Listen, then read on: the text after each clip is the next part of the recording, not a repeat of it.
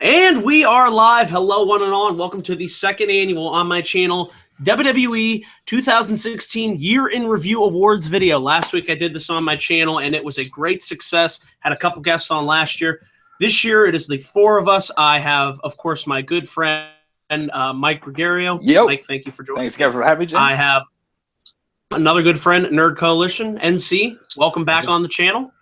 It's NC in the place to be. Chilling with you, Mr. A&D. What's going on? And my good friend Gene from BSP Wrestling Show. Gene, welcome back on the channel as well.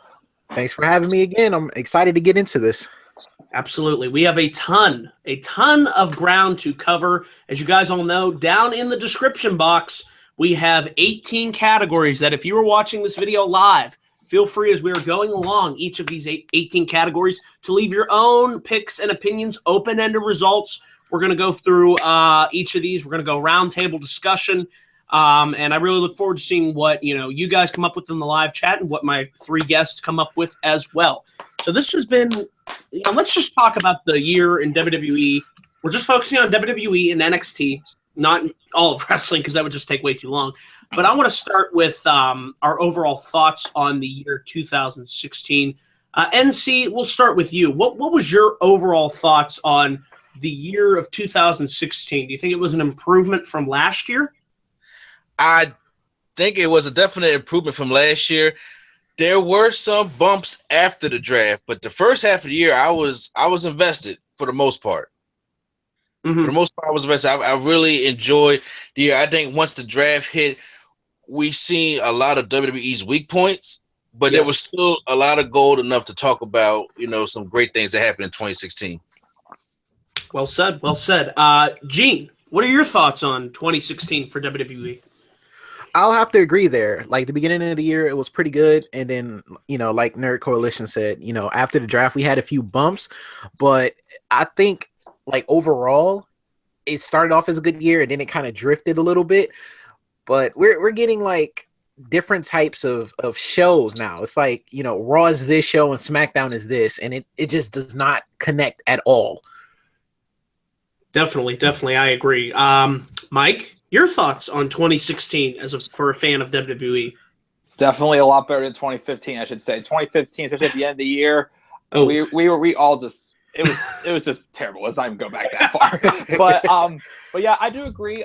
It was good. WrestleMania season was a little bit off. I felt it could have been a little bit better. I agree that the draft, it did expose some things in WWE, but I think it did help some things as well. Like we actually have a good show to watch on the main roster now, guys. SmackDown. Whoa! Round of applause for SmackDown Live. Team Blue.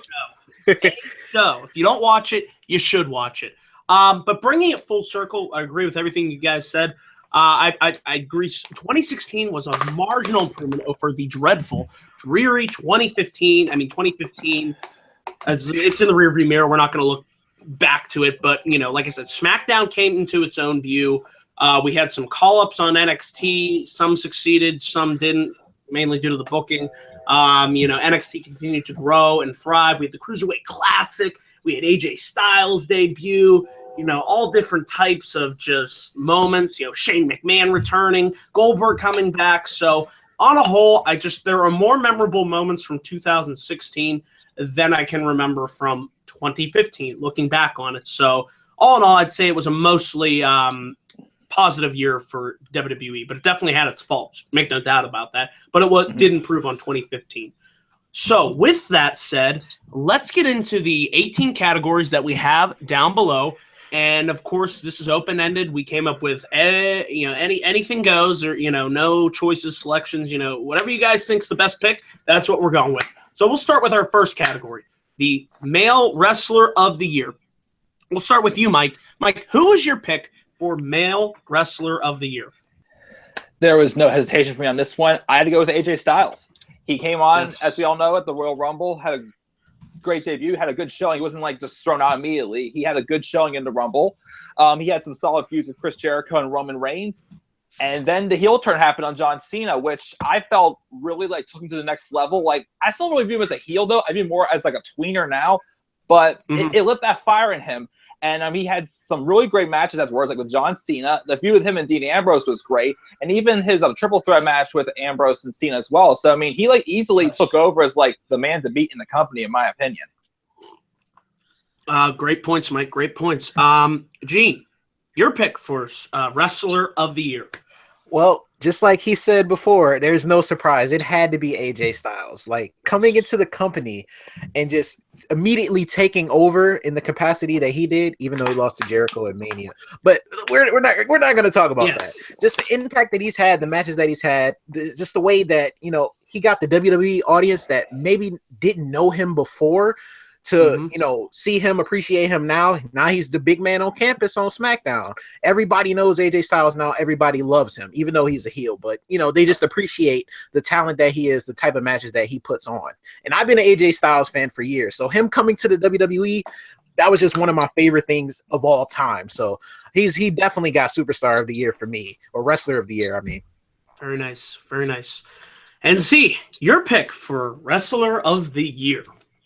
Well, to quote the A-Team, I just love it when a plan comes together, and because my pick is AJ Styles for Wrestler of the Year. I'm pretty sure, see, you got smart people on your show. See, people know what he's talking about. That's what I'm talking about. AJ Styles is the Wrestler of the Year. Great showing at the Royal Rumble. He did lose to Jericho. Like Gene said, we ain't going to talk about that. But going on past that, he has really put SmackDown on his back. And the bottom line, what shot him over the top for me is a TNA guy beat John Cena clean. Clean. Shocking. Very good. And he won the rivalry. So yeah, hands down, I don't care what could have happened after that. AJ Styles got my Superstar of the Year back in SummerSlam. Oh man, that was his crowning moment in this company. I have to say, beating John Cena clean, no bullshit. That's just a testament to the talent that he has. Oh yes. Yeah. But guys, get out the brooms. We're going for the clean sweep. My pick for Superstar Wrestler of the Year is the phenomenal one, AJ Styles. No shocks here. The man is just on a roll, a tear. One of the best, first years in WWE that I've ever seen. Just from his entrance at the Royal Rumble, what an impact that he made, to his feud with Chris Jericho that I enjoyed, to his feud with Roman Reigns. That was good. Him and Roman had a series of matches that I thought were very good. Their Extreme Rules match, that was very best good. One, definitely. That was their best match. And he transitioned from the heel turn. That was shocking. Great segment on Raw against John Cena. His matches with John Cena. His, beating John Cena at SummerSlam. Just look at, we're going to throughout the entire year. The man has not had a bad match on pay-per-view this year. That alone gets you Wrestler of the Year. He's like the next... he's like the closest thing WWE, in my opinion, has to Shawn Michaels. I'll say it right here and right now. It's just amazing. He's amazing. He's phenomenal. He is phenomenal. Yes, he is. And that's why, we're all in agreement here. Who came close to Styles? I can't think of anyone that did, In my personal opinion, the only one that probably came close to Styles was Shinsuke Nakamura. Yes. Probably. Sure. Yeah, but then I'm sorry, Joe. Just ran. See, I can't say Joe. Okay. I can't say Samoa Joe because his rivalry with towards the end with Finn Balor and then going into Shinsuke Nakamura, his heel work was great. Ooh, yeah. Yeah, I agree on that. Yeah, but his matches with the Nakamura rivalry going towards the end of the Finn Balor, they were good, but they weren't phenomenal. Right. Yeah, I agree. So, AJ Styles easily takes the category for Wrestler of the Year. So no surprise there. But I'm really interested in hearing what you guys have for this second category. Second category is Women's Wrestler of the Year. We'll start with you, Mike. Mike, who's your pick for Women's Wrestler of the Year? I went with Charlotte. I think Charlotte had one of the biggest impacts, especially this year. Going back to how it's more just women's wrestling and emphasizing that word women and not divas. And I think she played a huge part of it. She started a year. She cemented her heel turn on Becky Lynch. She was involved in the triple threat match for the returning women's championship. That was one heck of a match. Into a couple of these matches with Natalya and a couple tag matches that were okay over the summer. But then her feud with Sasha Banks that put a big statement on women's wrestling to take it seriously again. And just herself, like I consider Charlotte one of the top stars altogether in WWE. I don't think, since I started watching a couple years ago, I don't think I've viewed any women's wrestlers like towards the top other than Charlotte. She is legit a legitimate heel and somebody who you can actually think that nobody can beat her, honestly. And you want to boo her. She's actually exactly that too. One of the few that gets heat. So good pick, Mike. Good pick. NC, who's your pick for Women's Wrestler of the Year? Now, it was between two for me, but the other one didn't wrestle that much. So my pick is definitely Charlotte. Mm-hmm. Despite what people feel, Charlotte she is undefeated this year in pay-per-views. Yep. That's just the way it is. She has been a great women's champion, a great heel. I didn't think she was going to be as good of a heel as she was right now. Mm-hmm. And all her matches, no matter who she's in the ring with, they have been great matches. Despite how we feel about the hot potato thing, sure. She had great matches, and I'm calling it right now. By WrestleMania 33, Charlotte will be a 16-time champion. As the New Day said, that was funny on Raw. Oh, that actually 1 month ago. I love it. Charlotte's my pick. Another good pick. We'll see if we can keep the. We'll see how Charlotte does. Gene, who's your pick for Women's Wrestler of the Year? Well, I would hate to sound redundant, but it has to be Charlotte. I mean, no other woman has had the impact that Charlotte has had this year. Like they've said it already, you know, just her heel turn, cementing her legacy, getting away from Ric Flair, which I thought was key, turning her back on her own father. Even the segment she did a few weeks ago where she brought him out to apologize just to return back on him again. That was good. I like that. That was great. It was great. She's a heel character you can get invested in, and just a character overall you can get invested in. And, you know, like they said, you know, women's wrestling has really took a big leap from where it used to be. We used to just get, you know, divas battle royals all the time. Man, filler. Cringeworthy things. Yeah, a bunch of filler, like dance competitions. And although it may be pleasant to the eyes, we wanted the women to feel important. And, you know, she's just been at the top of her game, and you could just tell that she's, you know, Ric Flair's daughter, but at the same time she stepped out of his shadow and become her own entity. And I just had to give her Women's Wrestler of the Year because she deserves it. I agree. She certainly does deserve it, and we're getting out the brooms once more. We're all in agreement. Go figure. For the first two categories, I'm picking Charlotte as well for the Women's Wrestler of the Year. To me, it came down to two, and I have to give a shout out and love to Asuka because she's definitely number two in my opinion when it comes to Women's Wrestlers of the Year, because she's undefeated. She's been killing it on NXT. So shout out and love to Asuka. But getting back here to Charlotte, you're right. You guys said it all before. You know, just the way that she's coming to her own as a heel. In my opinion, she's one of the best heels on the main roster. It's her and The Miz. And they're just killing it as heel. She gets legit heat. You want to boo her. You want to see somebody like a Sasha Banks or a Bayley go up against her, take that championship from her. And the matches that she had, she's a gymnast. Remember, she has a gymnastics background. Just the way she's able to move and bend her body in that ring, it just looks so real. It looks like it hurts. She's a big woman, too. She's like 5'10", I think. She has presence. Yeah. She has, you know, just, And she, you know, just from the robe and everything, it's just total package. Her main evented Raw with Sasha, main evented a pay-per-view. I mean, what more can you say? How can you not have Charlotte, you know, or Asuka? I'll give it to her too, but either one of those two, and that's why Charlotte is my pick for Women's Wrestler of the Year. 16-time world champion. It's gonna happen, folks. It's gonna. I think the Lex Man said by 2020 he's predicting she'll get 2020. Okay, it's too far. We'll see who can predict it. But anyway, let's talk about. We're moving on here. Category number 3. This will be interesting. Tag Team of the Year. So we'll start with Eugene. Who is your pick for Tag Team of the Year? When I think about Tag Team of the Year, I think that I'm going to have to go with the longest reigning WWE Tag Team Champions. The New Day. I got to go with baby. Gotta go with the new. Like, just imagine what we thought their characters were going to be in the beginning, and just how they were able to go to Vince McMahon every single week and morph their characters into something they wanted it to be, and get over with the crowd, and then just have an impact on the tag team division. And then, pay homage to teams like, the Freebirds, who actually incorporated the Freebird rule, and they were able to keep their championships to break Demolition's record. That in itself is just an amazing feat, because if you go back and look at how Demolition was, like, this just means a whole lot. And just, these guys have worked their asses off in the business. I used to watch Xavier Woods when he was Consequences Creed in TNA.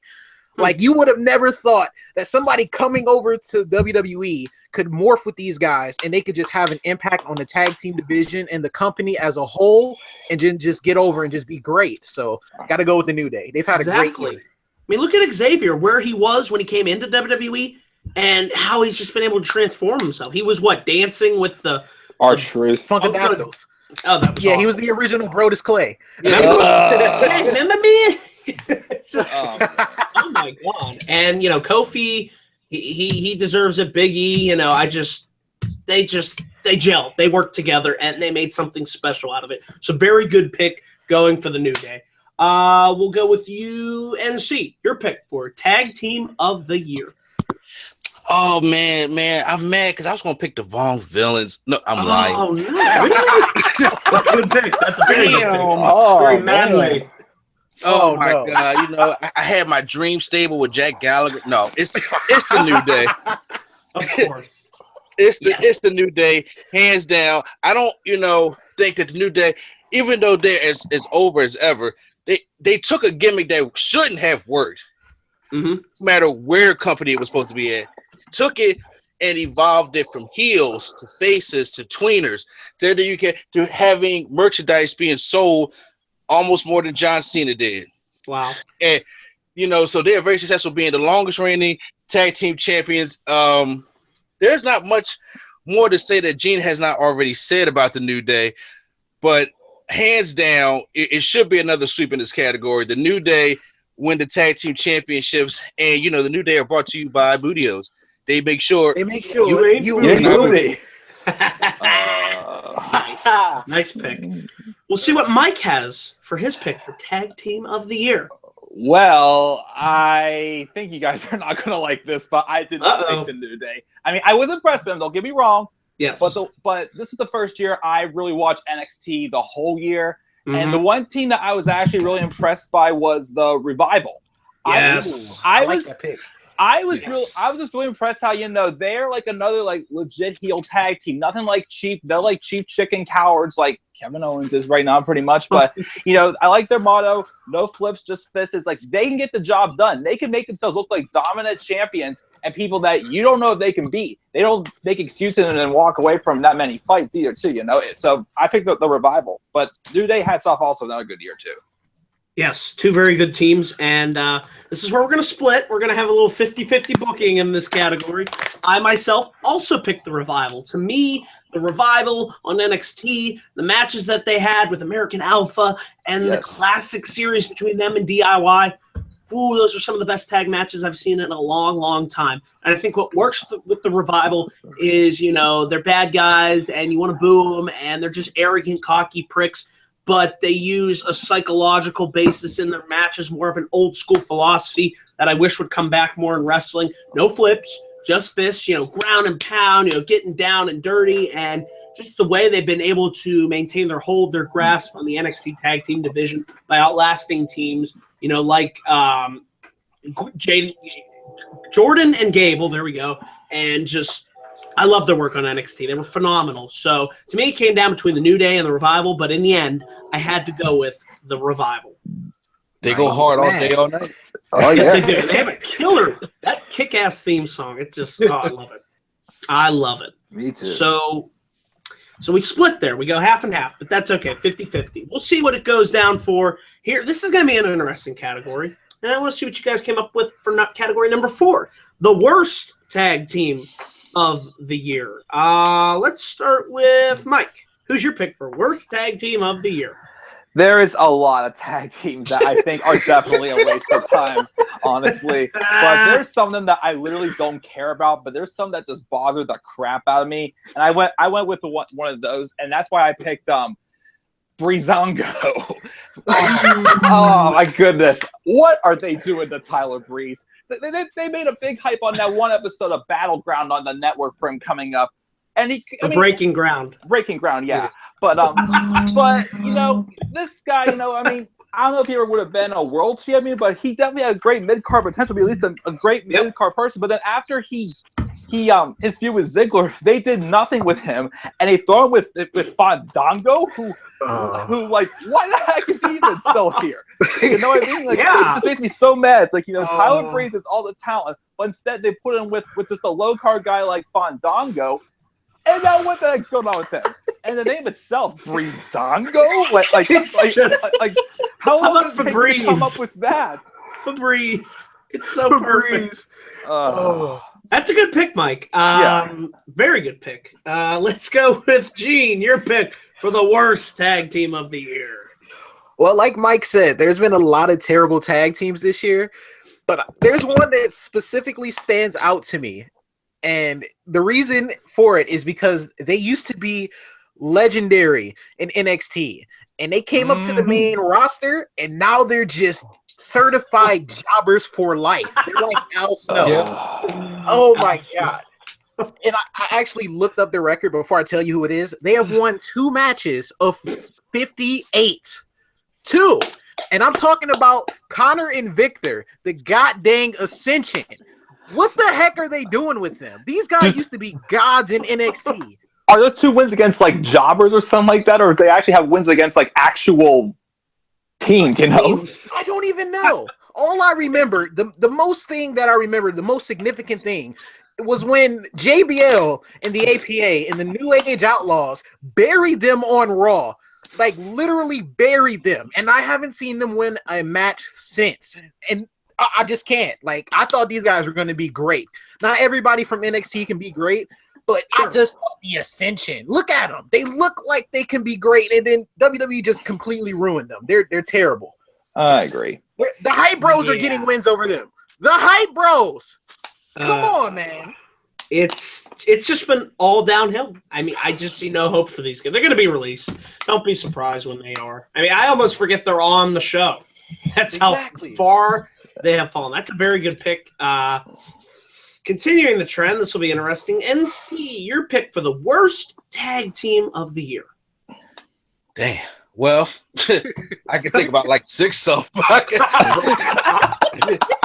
Oh, jeez. If I had to pick just one for you. Yes. I'm sorry. I can't go with Breezango because Ty Breeze can wrestle. Fandango had a WrestleMania match. I can't go with the Ascension because, you know, they actually have a tag team finisher. The people I hate, I can't stand. If anybody watches me, it's the Hype Bros. I hate the Hype Bros. I'm sorry. I don't care how many matches Zack Ryder win. I don't care how lucky he gets. I don't care how close he had that WrestleMania moment. I don't care. They suck. I don't like Mojo Rawley. I don't like his comfortable shorts. I don't like his dance style. I don't like nothing about these guys. These guys are not even glorified jobbers. They are just they ain't not hype at all. I don't even know what you're trying to retire that phrase. Oh my gosh. I mean, I won't be around for a while, so hey, you don't have to worry about the Hype Bros for a while. I don't like nothing about them. I don't like their chemistry. I don't like why they're there. I don't like their look. I even mad Mojo Rise at DLC in 2K17.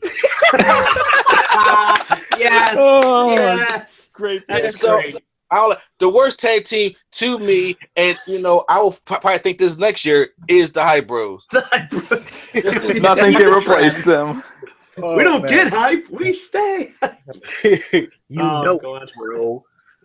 Yeah, and their song sucks too. Oh my God, they just mixed it. This is great. I love it. We all get to just rag on these teams. But we're gonna continue that trend with my pick. I gotta show some love for Goldust and R-Truth.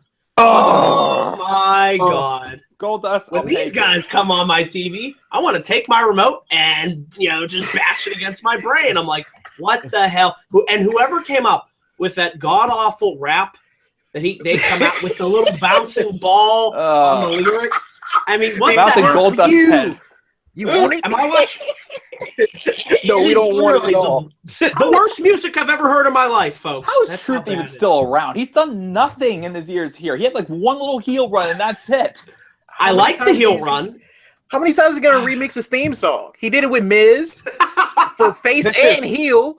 I don't get it. Like, And Goldust, poor Goldust. Where was that feud with Cody Rhodes that we should have gotten? Oh yes, That's all I have to say. That got put on hold so many times.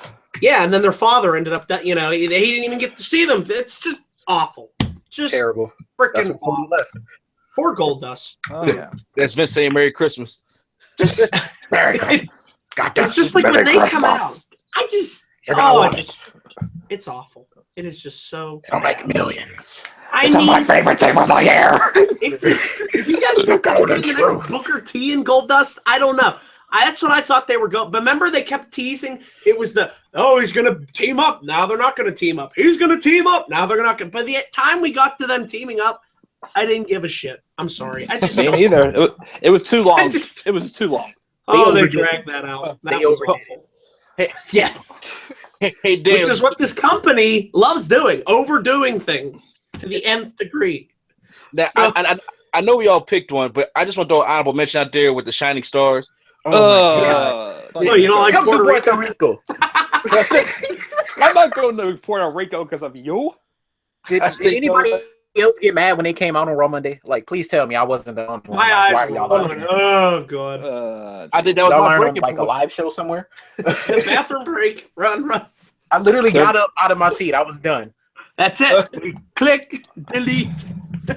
I was barely paying attention at all that night, so. Absolute mules. So let's get back to some positive talk. This is a big category, The folks. power of Category positivity. 5. Yeah, POP, baby. Yeah. Pay-per-view of the year. I'm really interested in hearing your picks on this one. Huge category. We'll start with Mike. Mike, your pick for pay-per-view of the year. First off, I just got to say that I thought this year, most of the pay-per-views, maybe except for like 2 or 3 of them, were all really solid shows, in my opinion, honestly. It's a lot better than 2015, so props to WB for that. Yeah. But I was stuck between 2, but after thought, I ended up going with NXT TakeOver Dallas. What a great show it was. I mean, like you said before, Nerd Coalition, Balor and Joe, I mean, like, their matches later weren't as good, but it was still a decent match. But Alpha versus Revival, I remember that match. That was a great match to give Alpha their only reign in NXT. Yes. The match with Asuka and Bayley, that was their better match, I feel, than their one at Brooklyn. I liked how the finish, how she got Bayley to just pass out and not tap out. And then, of course, the debut of Nakamura and the final NXT match for Sami Zayn. Definitely one of the best matches of the year. So I picked NXT TakeOver Dallas. Very good pick, Mike. Very good pick. We'll go with NC. NC, what was your pick for show pay-per-view of the year? Mike, I don't know you that much, but you are a smart man. Yeah. Yeah. NXT TakeOver Dallas, hands down, is the show of the year. Everything Mike just said was phenomenal. Shinsuke Nakamura's debut, because even for all people in the audience that didn't know who Nakamura was, they found out that night. They found out who he was.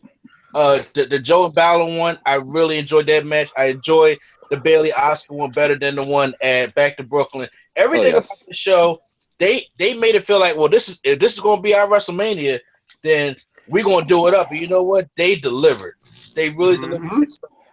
I could watch that show 3 or 4 times back to back, and I watch WrestleMania once. So that's how it was. Oh no, I'm not watching WrestleMania again. Yeah, let's not talk about that show. Let's talk about the A show. Gene, your pick for pay-per-view of the year. Well, it looks like we're back on track, guys, because I'm picking NXT TakeOver Dallas. That show was just incredible. The build to it, and then when it actually happened, just the goosebumps that I had watching it. That was my WrestleMania, because like you guys said, WrestleMania, no, not at all. WrestleMania wouldn't even been my second choice. It wouldn't have. It couldn't have been. No way. And then just like when Shinsuke debuted and, Sami Zayn send off, that one just had me just appreciating wrestling so much. And like you said, Bayley and Asuka, that was their best match that they had. Just the card from top to bottom was just, incredible. I would have rather them put that on WrestleMania than what we got at WrestleMania. Even though there were some things about Mania I liked, but that show, that NXT show, top to bottom, was my favorite one of all time. No, come on, Gene. Oh my God. We need The Rock to beat Eric Rowan for 6 seconds. You know that. Yeah, that's a WrestleMania moment. Yeah, that'll make millions. Building new stars. We're gonna put it on the network. All they gave a crap about was the attendance tonight. That's all they cared about. Yes. Oh, 102,000. We gotta have The Rock. Over 100,000. Just shut up and just put good matches on for once. Somebody call him the damn Rock. Why are you booing Roman? Wait, what's going on? Turn it down! Turn it down! Turn it down! Quiet! Turn down the damn crowd. Damn it. Shane, go jump off the cage again. Damn it. What a WrestleMania! Oh my God. Guys, I just couldn't bring myself to saying Mania was the best. I couldn't. We're not going to. No way, Jose. But you know what we are going to do? We're getting the brooms out one more time. We're going for that. Yeah! That's right. Clean sweep, baby. I love doing that. The NXT TakeOver Dallas is my pick for show of the year. My God, did this blow WrestleMania out of the fucking water? I mean, Mania. Mike remembers. Remember, by the time Triple H and Roman Reigns came on, I was literally banging my head against the wall, hoping for this show to be over. Oh, yes. I wanted to be over myself. NXT was, what, 2.5 hours, if that? And everything just mattered. The show length was good. The crowd was invested. The match outcomes made sense. It felt special. Why? Because they have less of these instead of 19 pay-per-views a year. It was just a magical night. And it, as Ultra said in the comment section, it was the true WrestleMania event that weekend. It was. Yes. It honestly I agree. Yes, it was the best event. And don't be surprised if it happens again next year. Don't be surprised. Not at all. I'm expecting it to. Yes, exactly. I'm looking more forward to TakeOver than Mania. Oh, yeah. You sure you don't want to see Breezango versus Golden Truth at Mania, though? Like, come on. Yeah, that is main event written all over it. That's our main event. We just found it, folks. It's going to sell out. Yeah, we got to put that show at 5 with that 2-hour pre-show. Yes, don't forget that. It'll be a 4-hour pre-show. WrestleMania will be 24 hours before you guys know it. We're getting there. That's the scary thing. It's sad. Hey, less is more, right? Nope. Make sure the damn ball is bouncing on their theme song. What's up? And it better be gold. Awful. Hey, speaking of awful, nice segue here. Let's talk about the worst pay-per-view of the year, because we did have some stinkers out there, and we will start with Gene. Gene, your pick for worst pay-per-view of the year. You're right. We did have a lot of terrible pay-per-views this year, but none of them stand out to me as being horrible as the one that just freaking happened Sunday. Thank you, Gene. WWE Roadblock End of the Line. Why? Here we go. Why did that happen? Please tell me. Why was that even a show? We watched Raw 2 days in a row. Oh my God. That show was so horrible. It just didn't make sense. We got the U.S. champion not defending his title, but he gets a title shot against the Universal Champion, so nobody gets that opportunity to face off against Roman Reigns. No storyline at all. No storyline at all. We get Chris Jericho and Seth Rollins, who should have tore the damn house down, but disappointed us in a crap fest of a match. I'm sorry, but it was horrible. I mean, we had a decent women's championship match, but for the first 20 minutes, it was just irrelevant to me because they were just like very sloppy in that match. I don't know if that was just me or something. And then what else happened? I can't even remember. The Sami Zayn Braun Strowman thing, I like that, but it seemed like Mick Foley helped him win that match. Right. Even though I understand the story behind it, that was fine. We got Neville. The cruiserweight match went like 2 minutes. Like, come on, man. It was very dead for that match. Nobody cared on 205 Live. Nobody cared about the cruiserweights. And then it was just like, just a pointless pay-per-view to me. They could have just waited for the Royal Rumble, to be honest. Exactly. There was no need for us to. Literally, I wasted my money going to that show. So that's a very good. I'm glad you included Roadblock because it was relevant. It was gonna be something different, but I just had to remember how cringeworthy that was to sit through and watch. Yes, indeed. NC, your pick for worst pay-per-view of the year. Shout out to Pittsburgh. Because Thank you. it's definitely going to Roadblock and the line. That's how you want me to say it. That's how you want me to say it. Everything on that card was either a letdown or trash. Yes, I said it. Yeah. That's including Sasha and Charlotte. I'm sorry, I know that was a letdown opposed to trash. But yeah, like Gene said, we got a United States Championship. Who's not going to defend his title at the pay-per-view, which has to go against the same match at Royal Rumble and not defend his title again. Well, that's stupid. Don't even get me started on. Don't even get me started on that. And then we got Seth Rollins and Chris Jericho. I think I nodded on that match. Like seriously, I was like, I did too. You two saved me. So that match was bad. That was bad. Yeah, because we're gonna have Braun Strowman and Sami Zayn doing a 10-minute. I never heard that shit in my life. I never heard of a match like that in my life. And it was just a extremely letdown card. They could just stop that TLC, let it end right, and then just go on the Royal Rumble, have good 10, 11 weeks to build to it, and then we can start 2017 fresh. But no, Raw got to have last pay-per-view too, and they got to go do this. They got to make Kevin Owens look terrible. As they've been doing. Yeah, as they've been doing. I'm just like, oh, well, you know what? Well, we see where Vince lies in, right? So, yeah, Roadblock, end of the line is the worst pay-per-view this year. Yep. Oh, it was just, oh my God. It still pissed me off. So, all right, Mike, let's see what your pick for the worst pay-per-view of the year was. Okay, Roadblock was definitely down there, but that wasn't my pick. I actually picked Fastlane. Went all the way back to February. Oh, I was there. Oh, you were? Really? Oh, wow. Yeah, that was in Cleveland. Yeah.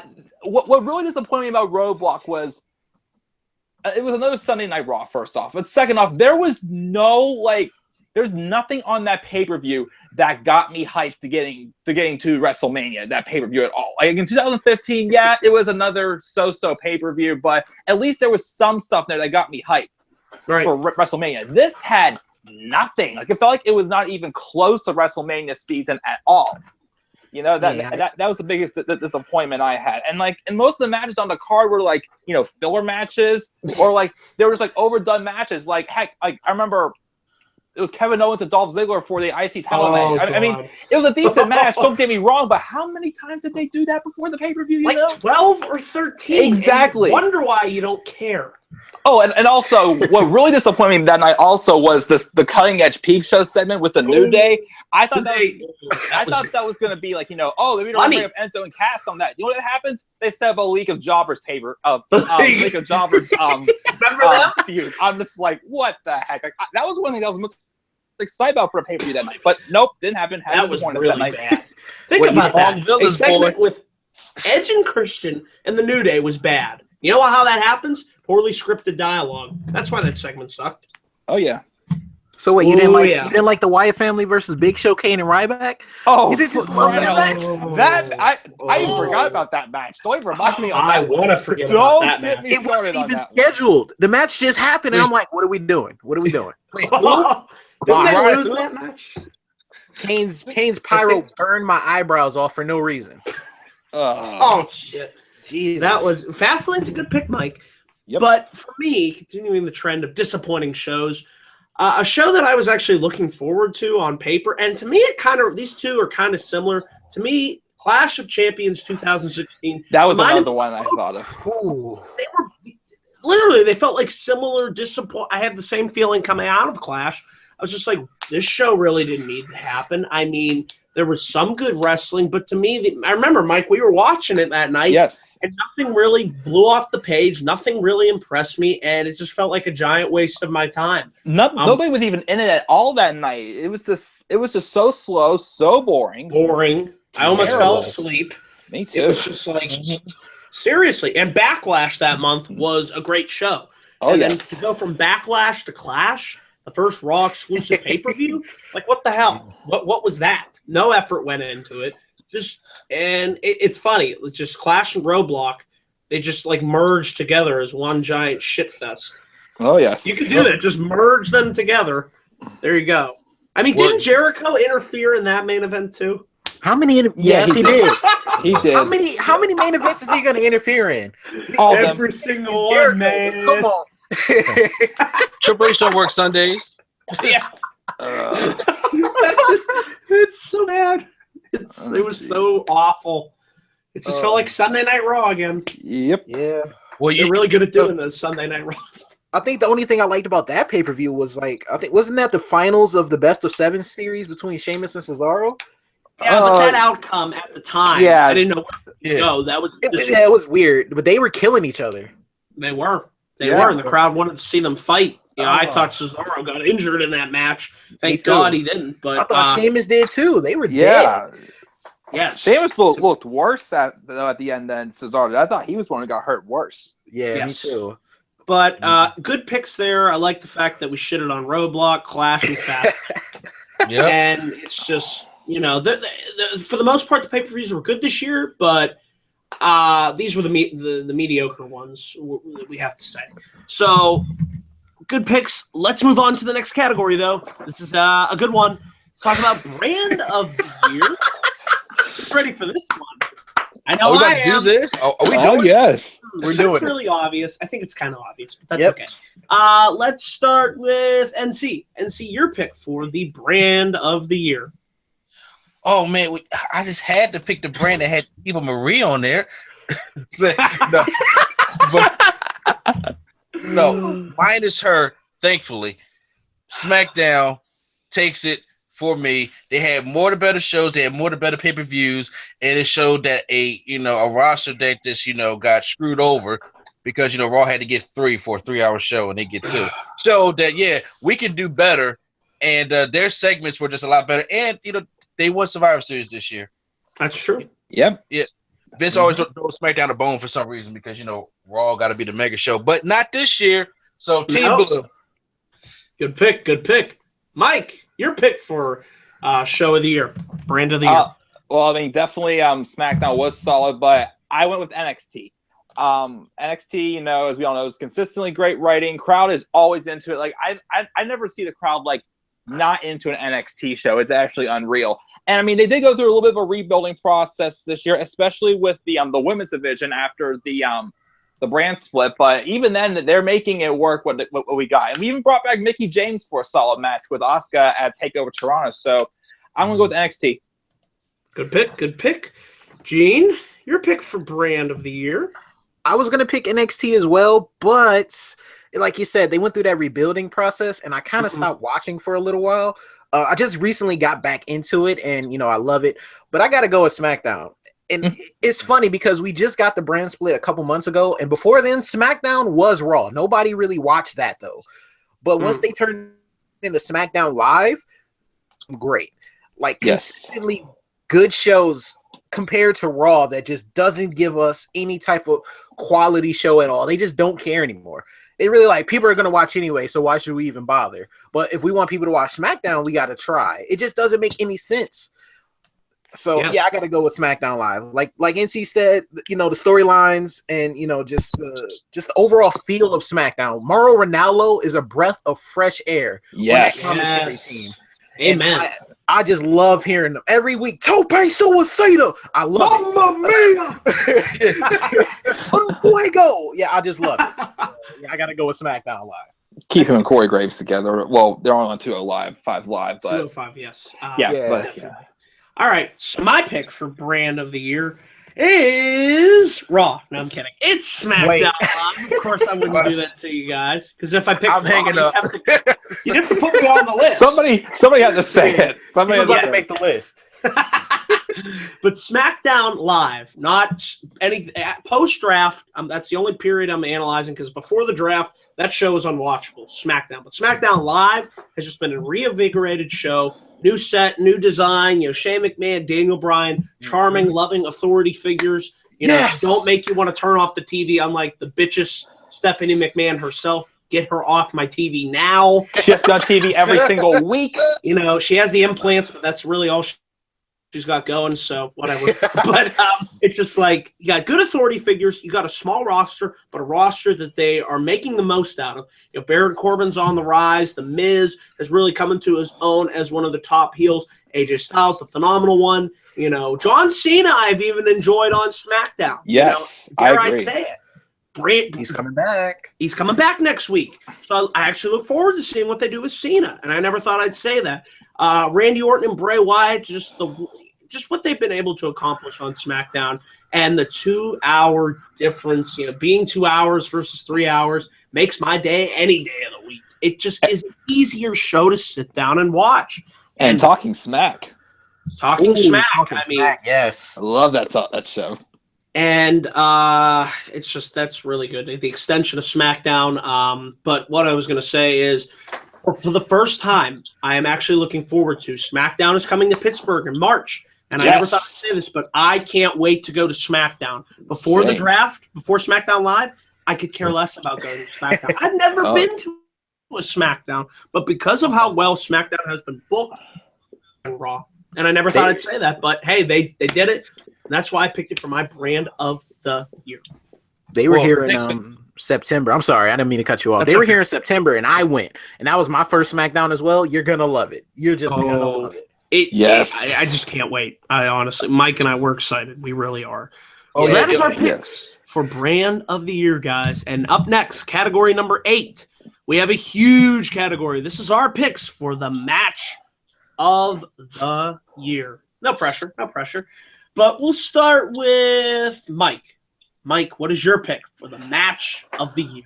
I was stuck between so many matches on this one. I couldn't decide, but the one that I just kept tugging towards, I just finally gave in. I'm like, I'll go with this one. I gotta go with John Cena and AJ Styles at SummerSlam. What a match that was! Yes, you know, it told a great story. Even like, you know, in the finishing moments, the look on Cena's face when Styles kicked out that AA from like the third rope or wherever it was. The same move. Keep in mind, the same move that he used to pin Styles with at Battleground in that 6-man tag match they had with the club and them.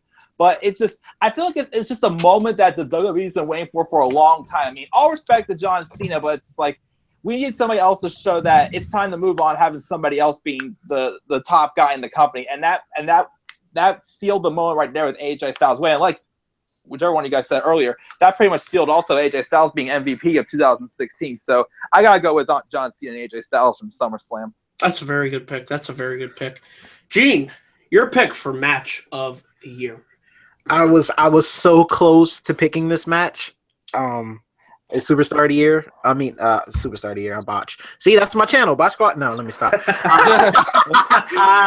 I was so close to picking John Cena and AJ Styles from SummerSlam as match of the year. I was so close because, like I said, those are like my two favorites, like in WWE and TNA, just colliding together in the story they told. But I gotta go with Shinsuke and Sami Zayn at TakeOver. Yes. I'm sorry. That's a great one. Both of those matches just hold a special place in my heart. But just the story they told in that match, the Sami Zayn Nakamura match, was just incredible. You had Nakamura debuting and you had Sami Zayn exiting. So it was just like a passing of the torch, just like the John Cena match in a way. But just because NXT I don't know, it's just something about them. They just do something different than what, you know, the main roster does. Mm-hmm. It was just the way that match was constructed and the way Sami Zayn, of all the losses that he's ever taken, he has never looked as strong as he did in that match with Nakamura. He went toe-to-toe with somebody coming from New Japan who was a god over there. And Sami Zayn went toe-to-toe with him, was not afraid, and pretty much just, you know, stapled his legendary status down in NXT, and he had an incredible send-off, and that match was just incredible. So I have to go with that. That's another great match. It just, I had goosebumps watching that match. So, NC, your pick for your match of the year. All right, well, I'm going to say both of you guys have excellent picks. And I'm going to go a different route. Because I enjoy Sami Zayn and Nakamura, I really did, but I knew Zayn was coming to the main roster, so I knew he was going to lose. So he was going to put on a great match, but I knew he was going to lose. John Cena and AJ Styles it was like, well, if AJ Styles don't go over, oh shit, go another TNA guy they can't get over. But I was just like, so this would be stupid. They don't put him over. The one match that had me to the edge of my seat that I didn't know who was going to win and told a great story was Tommaso Ciampa versus Johnny Gargano. Oh, at the Cruiserweight Classic. I didn't think of that one. That was a great match.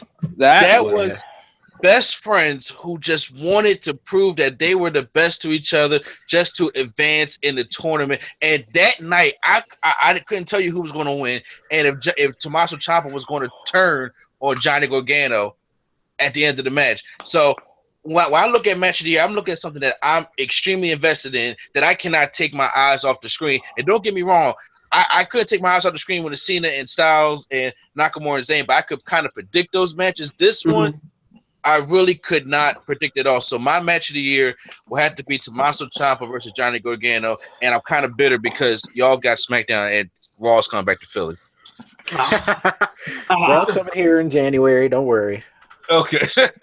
But yes, good pick. The CWC had one of the best matches. Yes, it was. I remember when I reviewed the CWC, looking back on it, that was one of the matches that I remembered. And it was just, like you said, it was interesting seeing two best friends, legit, go in there and just give it their all. And I didn't know who was going to walk out the winner either. But I still think that turn, it's coming. It will happen. You just got to wait. Probably, yes. Yes, it will.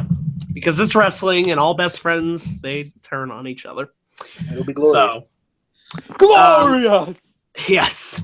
So speaking of my pick for match of the year, I have to go with AJ Styles versus John Cena at SummerSlam. I mean, go back and I literally have my live reactions for that match on this channel. I marked the hell out when AJ Styles won. I just could not believe it. My jaw hit the floor. I was screaming. I was like, holy shit. To me, that should have main evented SummerSlam looking back on it. That should have been your main event. I mean, just what a crowning moment for AJ Styles. I thought for sure, here we go.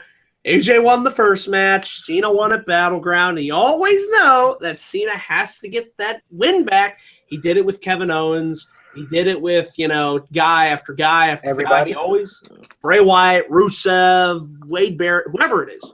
He always wins the feud. But this time, guys, it was different. Swerve. Yeah, big swerve. Big swerve. You still wonder what the heck you still wonder, though, why did he ever put the Never Give Up armband in the ring? He still hasn't shared that yet. Why did he do that? And I can't wait to hear what he has to say next Tuesday. But just from the story told to the crowd, they were really into that match. And we were all going crazy, Mike, at the house. You know that. I mean, it was just an electric, holy shit, kick out, counter, boom, boom, boom. I mean, just two of the best. It was literally TNA versus WWE came together on the grand stage of SummerSlam, and it was match of the night.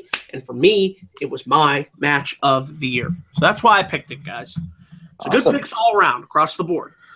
Speaking of match of the year, let's talk about the women's match of the year.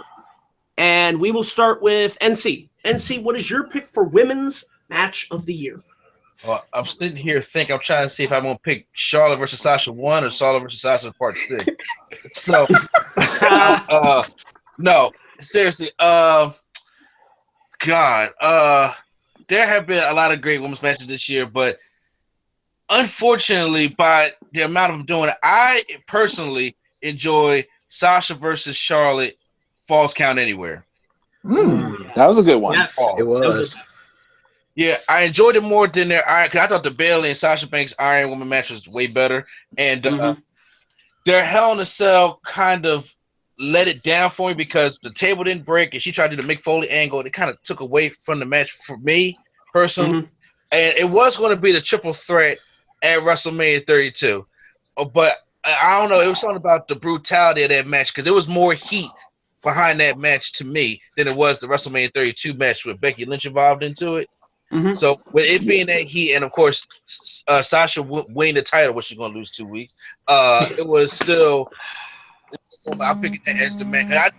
That was the best women's Falls Count Anywhere match because it was definitely better than Melina and Mickie James. Oh yeah, definitely. Yeah. I agree with you. That was their best match that they had. They had a number of good matches, but to me, that match is really where their feud should have ended. Shame that they did the Iron Woman match because I really felt that didn't deliver like it should have. But good pick. Mike, your pick for women's match of the year. I did like the Falls Count Anywhere match, don't get me wrong, but I guess at the time I had that hot potato taste in my mouth, so I didn't hold it as high as I probably should have. But I actually went with, you noticed one thing because you were there that night. I wish I could have been there that night for this match. The first one, Charlotte versus Sasha, Raw in Pittsburgh on July 25th, 2016. Yep. As Dan always says, the best Raw of the year shows you can put it there, one good 3-hour show. I guess because it was a lot more fresh back then, and just the story that was told, that they stacked all the odds against Sasha in that match. There was still Dana running her mouth at the side and all that stuff. Like, you just didn't know who could beat Charlotte. And then that night, Dana got kicked out of the arena. And then even like towards the end with Charlotte saying, "You're never gonna beat me. No one's ever gonna beat me." Just to finish, and just the crowd reaction too in Pittsburgh. I mean, yes, we were dead at Roadblock. I understand. It was a good reason too. But the way the crowd was in for that match and just the story it told, I got to go with the first time they faced off. Oh man, being there for that match, in person, it was a special night. And Sasha getting all emotional afterwards. It's a moment I'll never forget. Best Raw I've ever been to. Very good pick, Mike. Very good pick. Yes. Gene, your pick for women's match of the year.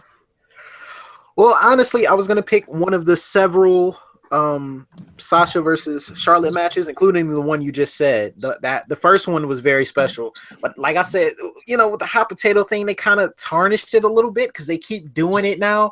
Yep. And it doesn't just feel as special. Even though that was an incredible match and the moment was incredible, like they just keep recreating it. Yep. And it's kind of taking a bad, tone with me.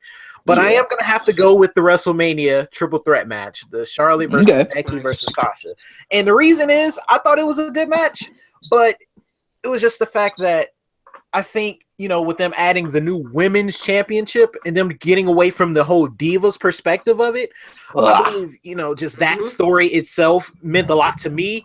And I know it meant a lot to them, to be able to go out and do that, have incredible entrances, and just for, having the match mean a whole lot more on the grandest stage. And it was treated like it was one of the 3 main event matches of the night. Definitely. So I think that in itself just, warranted for that to be, my women's match of the year.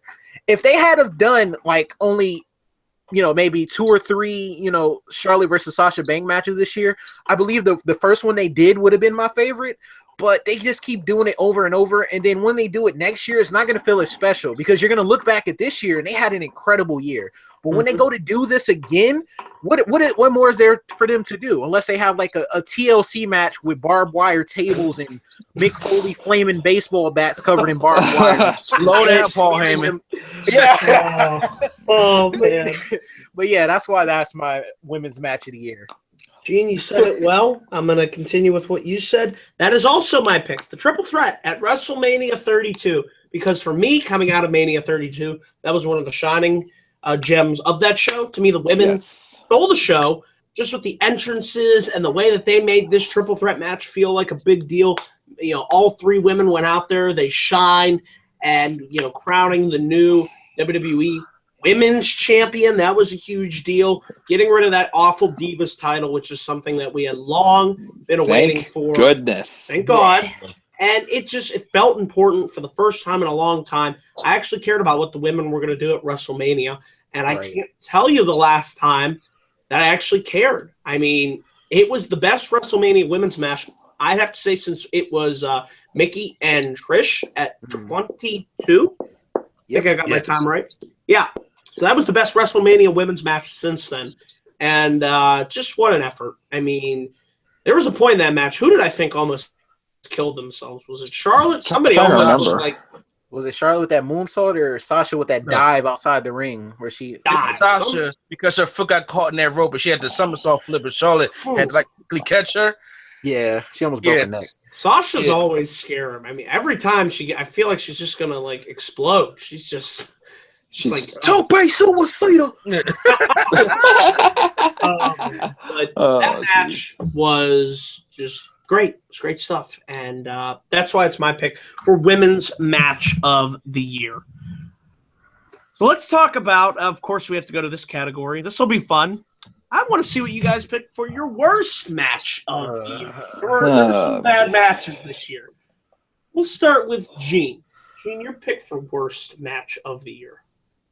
See, I was going to pick one of these, main event matches that have disappointed me, or even a match like Seth Rollins and Chris Jericho.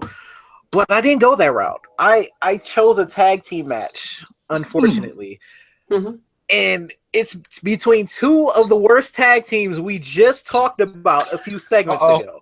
Golden Truth versus Breezango at Money in the Bank. Oh, wow. that feud. That match was just so bad because they had Breezango like they were on the beach for too long and they were sunburned. Like the whole concept of that match just pissed me off. And I hated that match. Heck? What? I don't know what they were thinking with that, but their skin was literally, they had this little, whatever they had on them, it was peeling off during the match. That's disgusting. They're sunburned. That's going to look funny on TV. They're going to make tons of laughs. Book it, damn it. You only hear yourself laughing, Vince. Oh, God. That's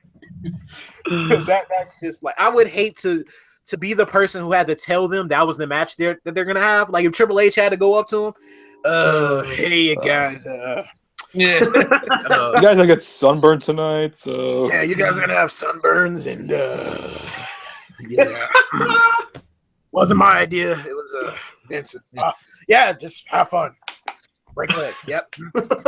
Oh gosh. You know what that reminds me of? Do you guys remember at Mania 30? Didn't it look like Taker was in the sun for too long? Yeah, he did. He looked really out of shape that match. Oh my god, that was bad. I remember that. Oh my god, that was horrible. That was bad too. But that's a good pick. I forgot about that match because it happened on the pre-show apparently, and I don't watch the pre-show. I can't do it. The one time I did watch the pre-show, and now I don't watch no more because that's why. I don't blame you there. Wrestlers. What are you doing with Tyler Breeze? That's great. NC, how can you follow this up? What is your pick for worst match of the year? Trust me, there's been a lot of them if you're a WWE fan. But now the thing is, when I look at worst match of the year, I'm looking at a match that was like, okay, they were like planning to actually do something and it just turned out to be bad. And I know, please don't throw lawn darts or nothing at me with this one. But in my personal opinion, the worst match of the year was one of the biggest letdowns of the year. That was Brock Lesnar versus Dean Ambrose, WrestleMania. Yes. Thank you very much. Good pick. Okay, because that match, the build up to that match, I'm thinking like, we about to get some CZW, John Moxley type Ambrose. Yeah, like I really thought he was going to like saw that Jimmy John's logo off his Brock Lesnar. That would have been great. Yeah, that would have been great. I thought it was going to be like dumb Texas. The way that it was building up to this match, Terry Funk gets him the chainsaw, which he never used. He gets the barbed wire baseball bat from Mick Foley. I thought he was going to tear the house down. And then when we get it, it's really just Suplex City, F5 on chairs, the end. And it was the biggest letdown. Even Dean Ambrose biting the butt wire wasn't even extreme. So it was, to me, that was the biggest letdown, along with the worst match of the year because Brock's on a Brock. So yes. So Dean said it on the podcast. Remember? He said he was easy. Yeah, he didn't want to do anything. So that's why we got the match that we got. Yeah. We gave this man the streak. I was disappointed as well. I was like, that's it? Yeah, like really? Because you said you looked it up afterwards. It was like 12-minute match or something. That was it. 12 minutes. We give Brock the streak. That's what we give the streak. Too damn complacent. I'm very glad you brought that match up because that needed to be said. Just a major letdown. Damn, I almost forgot about that. That's a good thing. That was a good one. Wow. But here's a match that you guys might have forgotten. And I had to look it up, but I was like, oh boy, I remember when this match happened. It was on this god-awful edition of Raw. And it was the Raw March 21st, 2016. I believe that was in Philadelphia. Oh, thanks. You ready for this one? You remember this one? The main event of that show was Dean Ambrose versus Braun Strowman. Oh, Yes. Ooh. that You guys remember that barn burner? The crowd was dead. And I had Nobody- 4 seats for that too. Yay. oh, I'm jeez. sure it came across as just as it did live. It was awful. Just awful. Oh, that was bad.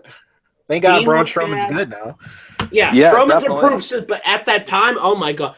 Strowman looked bad. Dean looked bad. Heyman was out there commentary. He couldn't even save this mess. I thought, okay, at least we're going to get Lesnar showing up, right? No. That Raw was... 2 Awful. weeks before WrestleMania. that was your Oh, 2 weeks man. before, exactly. And we had Dean Ambrose versus Braun Strowman. Really? I mean, it made Dean look worse coming out of that. It and did. That was Oh man. not one of Ambrose's finest moments. No. Yeah. Woo! So that was a bad Raw. It's a shame that you were there for it. I just remember coming out of that Raw being like, what the hell did I just watch? Seriously. Oh God. Awful. Oh, So man. let's get back onto a positive category. Wait, Dan, you skipped me. Yeah. Oh, I'm sorry, Mike. Mike, Ah. your pick for match of the year. All right, so when I first started filling out my picks for these, Oh. I promised I would only rant about this person one time. Just Here we one go. time, and this is it. Here he I comes. picked the main event of WrestleMania between Triple H and Roman Reigns. It's just a Whoa. shame because that was a match ever since that Shield and Evolution field. That was a dream match of mine between those two. And the booking of that was all right until the night after the Royal Rumble when Triple H says, Roman Reigns will never get any other opportunities to face me for this title. And what happens? Later that night, they give him a triple threat match against 3 people that why the heck would Triple H want to face any of them? And you knew that Reigns was going to win. And then, as you said earlier, Dan, you and I sitting in your house that night watching that match were already drained as heck because we've been watching since, 6:30 that night? 6:30. And it's like, here's the thing. They had some good beatdowns in the build-up, don't get me wrong. But the booking was just terrible. And they had just overdone it. And then it's like, you could at least put on a good match. No, they're walking around just lightly hitting each other. And then at the end too, with Triple H and his sledgehammer, you can tell he's just holding up. There's okay, just let me just do whatever you want. And then they just rush off the ending to WrestleMania. That's your main event of WrestleMania, everybody. Remember Stephanie and the over-the-top entrance? Something came You're all sheep. That is wow, all they're talking about us. That is all the rant of Roman Reigns I am doing in this video. I just had to use that right there. That was bad. What? I almost forgot about the main event of WrestleMania. Should probably be the match of the year, but it's the most forgotten match of the year. Glad you brought that match. I can't remember one thing except for Stephanie getting speared. That was all I remember. Remember? Ooh, ah. It just, and the fireworks went off and nobody cared. So, good job. Building new stars. Bad media. Oh, yeah. So, let's now move on to category number 11. We're going to number 11. Most Improved Wrestler of the Year. This should be an interesting pick. And Mike, we'll start with you. Mike, who is your pick for Most Improved Wrestler of the Year? I got to go with The Miz. I mean, I've never really been a big Miz fan, but I definitely gained a lot more respect for him this year. When he got the IC title off of Zack Ryder and after Mania, I'm like, oh, come on, you're just going to give this guy the title again? He's just going to be just be filler time with this. But no, he really made that IC title mean something very important. You remember Extreme Rules, that fatal 4-way with him, Cesaro, Sami Zayn, and Kevin Owens. A really great match. Definitely one of the top matches of the year, in my opinion. Yes. But, like you said earlier, too, in one of the categories, Dan, you said he even performed greater heel tactics and talking smack, too. That's something that I think that's really made the Miz is talking smack, because how great he is on the mic and just how great of a jerk he is, pretty much. He's giving out participation awards because you guys tried. And, of course, having Maurice tag along with him made it even more better for him. So great pairing. Yes, she is. And you're jealous of him because he has Maurice as his wife. Holy hell, Miz. How did you get that? How? Damn. Damn. Good pick, Mike. Oh, We'll go with NC. NC, your pick for most improved of the year. Now, I 50% agree with Mike because I do believe The Miz is the most improved character-wise. Mhm. As wrestler, he's still the same to me because True, yeah. them Daniel Bryan dropkicks look worse and worse every time he does them. So, but if I had to go with somebody who actually, to me, that I felt as though who was good, that just became even better, and his character became even better, and that's Cesaro. Yeah, I think so, yeah. The reason why I'm picking Cesaro is because, see, I'm enjoying the whole 007 gimmick. That he has coming out in the suit, ripping the suit away because, Vince makes it seem like, he doesn't have no charisma. And then his wrestling was always good and great. But it seemed like this year, he just turned it up to a whole nother notch. Like, I mean, the man don't get tired. That little sequence he did in Philadelphia when he was a New Day. Oh, yes. He was going crazy when he was doing that. And I was like, this man is just great. He's attempting the 619. Come on, let's give him credit. It's bad. It's the bad one. But the reason I have to say, I agree with Mike on The Miz of the most improved as a character. His character, he's become a great, even a better heel than he once was. But his in-ring work has still not improved to me to give him that overall award. Cesaro, even though he was great last year, he's even better this year, and he even has a better character now. So Cesaro's going to be my pick. Good pick. That's a good pick, NC. Very good pick. Gene, your pick for most improved of the year. Okay, so I'm from Cleveland, right? Mm-hmm. So I was 99.9% about to pick The Miz. Mm-hmm. But I gotta go with what NC said. Cesaro has been the most improved wrestler overall. Like The Miz is great. I've always loved The Miz, even when he beat John Cena in the main event of WrestleMania. Thanks to The Rock. And I just love what he's doing, with his character now. And even the mocking of Daniel Bryan, I feel like if he was to have another match, in the WWE, he should have it against The Miz. Yes. But I do have to go with Cesaro, man. Like, this man has, like NC said, take what Vince McMahon said, he has no character and everything. Took that, and coming off of, like, his tag team run he had with Tyson Kidd, just completely continued to improve himself. And he's just been improving year after year after year after year. And this year was no different. He's definitely improved.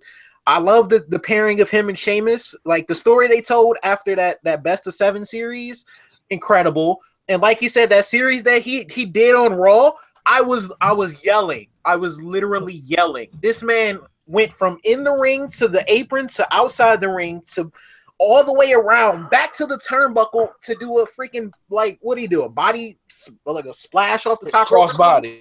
Yeah, crossbody. Wow. That sequel, I've never seen nobody do that much in 20 seconds in my life. That man Cesaro is just incredible, and I'm happy he's a tag team champion now. So Cesaro is my pick. Very good pick, guys. Very good pick. But I'm going to go with a different pick. I'm going to pick somebody that has really been one of the few shining gems to benefit from being on Raw.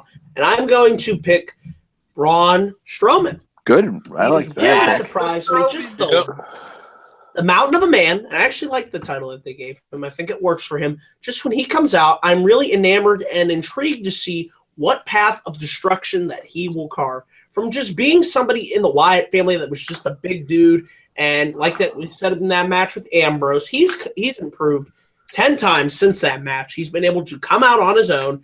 The theme music, just the look, the presence that he brings, the way he's just beating the shit out of everyone.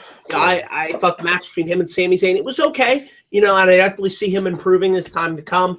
But I definitely could see him being a star down the line if you continue to book him in the correct manner. And, I don't know if you guys ever had the chance to listen to his interview with Stone Cold Steve Austin on his podcast. Yes. But it was a really good interview. It gave me insight into the guy himself. And he has a great story to tell. And to me, it sounded like he was pretty good on the mic. So once he said he's holding back, and he's showing us more and more every time he's in the ring. And we're certainly seeing that. And as Ultra said, how about that theme song? That is great. That just fits it perfectly. That's just funny. I've definitely listened to the podcast he had with Stone Cold, but he was on with Jericho, Luke Gallows. That's the one I heard.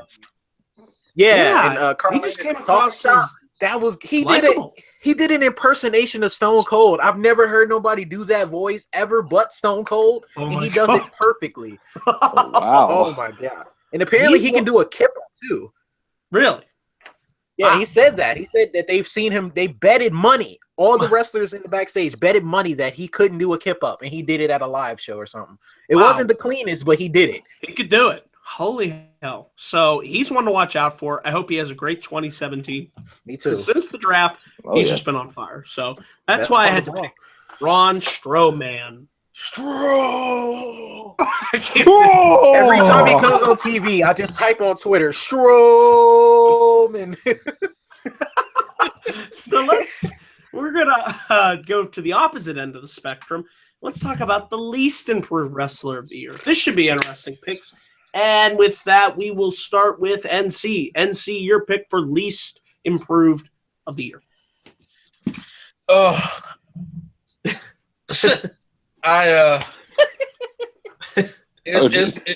was between two. It was between two, but see, because I don't want to say the first guy because he actually can wrestle, but it just hasn't been great this year.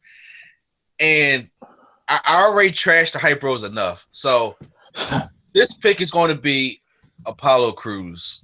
Yeah, that's a good one. Yeah, I love Apollo Crews. I love Apollo Crews back in Ring of Honor, and I was like, when WWE got him, and he was in NXT, I was just like, this guy's going to be great. This is the most athletic Bobby Lashley we got. And then then he got to the main roster way too fast. I agree on that. Yes, and they had nothing to do for him. Nothing. And then now, I mean, like, my man is the main event at main event. That's what it is. Oh, the greatest show on earth, main event. Exactly. I mean, that make it sell merchandise on that, tape show. But other than that, he has been the biggest letdown. He gets trashed by Baron Corbin. Kurt Hawkins' first win was against Apollo Crews. I was just like, face the facts. I can't do. So yes, as much as I love Apollo Crews has to go in there for the least improved this year. I hope he has a better 2017, but Apollo takes this one. I hope he has a good 2017. He's certainly talented, but like you said, he got called up way too early. That's what he should have been down in NXT for a lot longer. He had so much more to offer down there. I don't see the need to bring him up. A title run probably down there could needed. If he can get a good character behind him, he already has the wrestling, to back him up. It's just that character and no direction is really hurting him. So good pick for Apollo. Hope he improves, and he will. I know he will. Gene, your pick for least improved. Oh man! Wait, one more thing about Apollo. Why'd they take away his little smoke pyro he had in NXT? Yeah, that is true. I just noticed that. But anyway, I'm going to pick somebody who's a part of a tag team that is one of the worst tag teams of the year.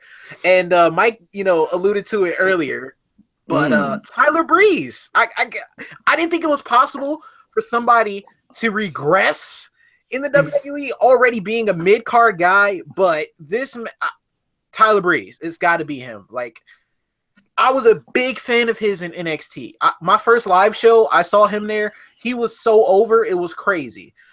But this whole Breezango thing they're doing with him, they're not going anywhere. They put him with Summer Rae for some reason. He had a nice little, run-in with Ziggler. That didn't go anywhere. I don't think he's had a shot at any of the mid-card championships, or if he did, it was overshadowed or something. It was that fatal five-way right before Fastlane where Kevin Owens won. Yeah, but he lost it. Yeah, but he took the pin. He took the pin. And then it's just like somebody with so much potential that, worked his way up from NXT, got himself over, got himself a new gimmick, was on the verge of being fired, and then just to be brought to the main roster, and now he's the damn fashion police. Like, what are we doing? That's that. It really is. I had a lot of expectations for him, so he's my least improved wrestler of the year. That's a good pick. Mike, continuing the trend, what's your pick for least improved? All right, so this one, without going a little personal, I went with a female wrestler, and that's Paige.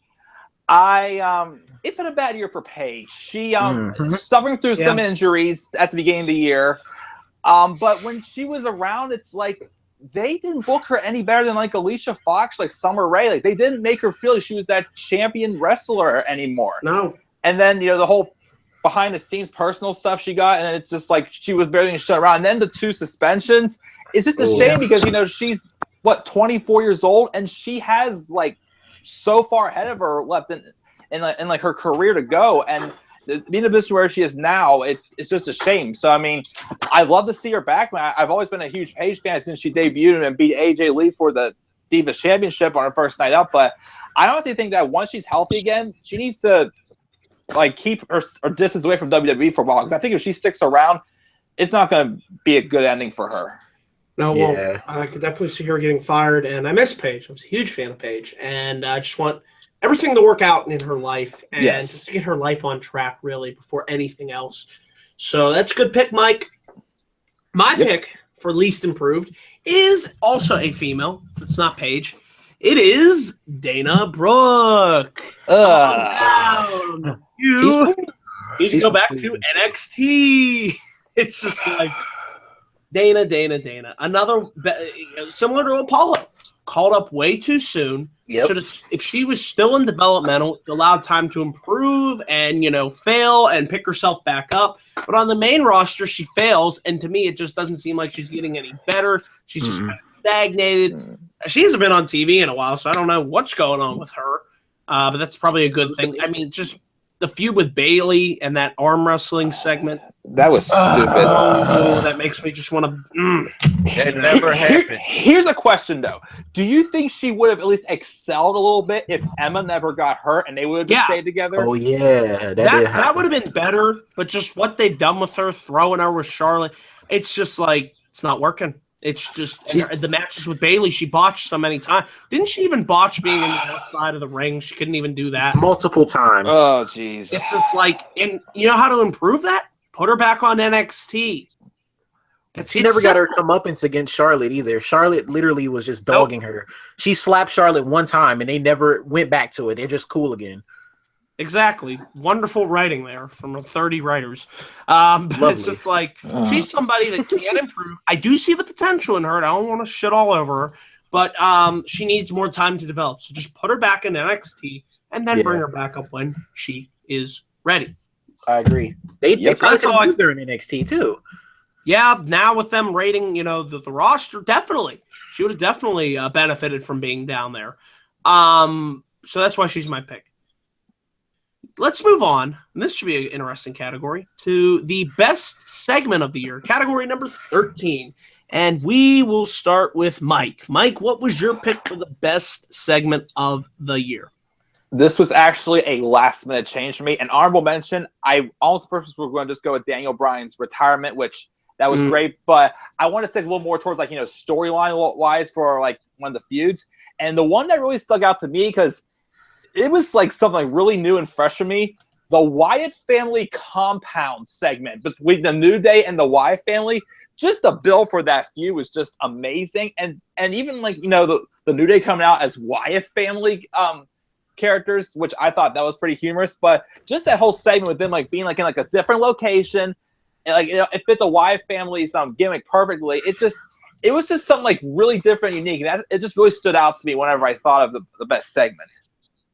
That was definitely a unique segment. It did borrow from, TNA and Matt Hardy and what they're doing, Final Deletion. But that's okay. I thought, they did a pretty good job. I mean, it was at least something different than what we have normally been seeing on Raw. So that's a good pick, Mike. We'll go next to NC. NC, what was your pick for the segment of the year? Now,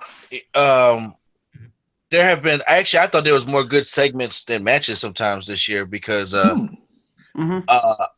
enjoy a lot of them because one thing some of these superstars know how to do is further storylines. Now, I really enjoyed that Wyatt and New Day at the compound, because I enjoyed the whole decay thing they was trying to do. But I think I would have to go now. I had to go with the Miz and Daniel Bryan. on Talking Smack. Yes, on Talking Smack. Yes. Yeah, because there was truth to that promo that The Miz did. And like I said, that's why I said The Miz has improved so much as a character. He destroyed Daniel Bryan, like, to the point, like, I really thought Daniel Bryan went off camera and cried, because I probably would have. Oh, jeez. Everything that Miz said was true. And he was like, go back to the bingo halls with your indie friends. And I was like, oh man, I was just at a bingo hall last week watching some indie guys. And I was just like, yeah, that's what they do. And The Miz, he is here. Everything in that promo was truth, and it felt real. I actually like when they have that kind of truth in their promos to make the story get that more heat to the story. So I'll have to pick the segment from Miz and Daniel Bryan on Talking Smack. Good pick. That was just it. Like you said, it felt real. It didn't feel scripted. It just came from the heart, and it showed through. It definitely came through the television that night. Gene, your time to give us your pick for segment of the year. Now, I like both of those picks, and I was close to picking the Daniel Bryan and Miz segment from Talking Smack. But there was one I'm so biased about because of just like how different it was to me. And it's probably just the unpopular pick. I forgot what date it was, but it was on SmackDown. I believe it was before Dean Ambrose beat Cena clean on SmackDown. It was that 3-man segment they did with him, AJ Styles, and Dean Ambrose all in the ring at the same time. They were all taking shots at each other, and Cena, for the first time in a while, didn't seem like he was the strongest person in the ring on the mic at that time. Like, they were all going at each other, but AJ Styles and Dean Ambrose were attacking him the most. Like, they were... I kind of forgot what they said, but all I know is I was really, really invested into that segment at the time. And it led up to Dean Ambrose actually beating Cena clean and, going on to AJ Styles. Yeah. That was shocking. It was a significant segment that led up to something great and led up to a nice feud that actually didn't involve Cena for once. And I'm a huge Cena fan. But for the first time, Cena lost clean on like a SmackDown or a Raw since like 2009. And then that segment, he didn't look like he was the strongest in the ring. And I just thought that helped out Dean and AJ. So that was my segment of the year. Yeah, because I remember, was that this also whenever, like, the first time the three of them collided? Because I remember it was just Dina and AJ going at it. Then, like, Cena, like, got, like, right into Dean's face, started getting to him. I'm thinking, when was the last time John Cena got into somebody's face first like that? You know what I mean? It was just, I was like, whoa. Yes. It was a heated segment. It was really heated. Like, they were throwing shots at each other. That's what made it great. It's just good TV to watch. Yeah. So good picks across the board. But for my pick, for segment of the year, and there were some good segments this year, I had to go with, and this was on the Raw, February 22nd, 2016. I'll never forget this opening segment. The legacy of Vincent J. McMahon Awards ceremony and the return of Shane McMahon. My God. Yes. Hit. I don't know about you guys, but the hair was standing up on my arm. I'll never forget my reaction. Holy shit! Shane McMahon, the prodigal son, has returned. I got up and did the Shane O'Mac shuffle. I literally got up. That was like one of the most unexpected returns I've ever seen. I mean, you knew something big was going to happen, but I never saw Shane coming back. And it was a long promo, but it didn't feel like it. Everything felt real, back to that realism approach, which is running theme throughout all of these segments, which was helped make some great. And to me, it was surreal seeing Shane get back in that ring, go nose to nose with his father and his sister. And how about when Vince said live on Raw, I'm going to give you a fucking beating. I mean, whoa. I thought it was a rib when his music first played, but he came out. I'm like, holy shit. It's Shane. Oh, man. Oh, my God. Detroit went nuts. And it was great. I always loved Shane. I always did. And just to see him come back after, 7 years? Yep. 7 years. Yeah, just like when The Rock came back. 7 years, go figure. Oh, my God. And just... Finally! Just amazing. So that's why it was my pick for segment of the year. So, like I said, good picks all around. let's flip the coin and let's go to this is gonna be a really fun one. Let's talk about the worst segment of the year because oh lordy, we had some stinkers out there. We'll start with Mike on this one. Mike, your pick for the worst segment of the year. I've definitely beefed about this to you a lot, Dan, about this segment because I know there's one that definitely should be, but the one in my opinion is the one that happened probably I can't remember if it was sometime before Survivor Series, of course, and it was a segment with Brock Lesnar and Paul Heyman. Yes, I'm saying that segment with them in Brock Lesnar's hometown. And they literally said they tried to pull the plug on that segment because their goal was to try to get Brock Lesnar booed in his hometown. What the heck? That's all I gotta say. What the heck?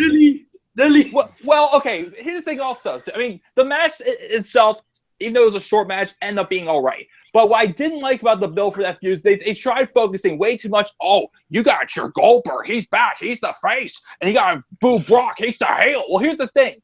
You just let these two just go at each other. I don't give a crap. Who's the face? Who's the heel? Like they do in UFC? That way. Anyone? Seriously?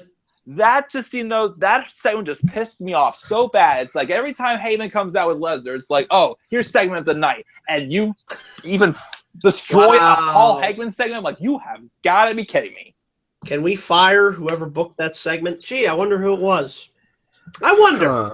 Probably James Williams. Get him to pull him in his hometown, damn it. What? It's Brock.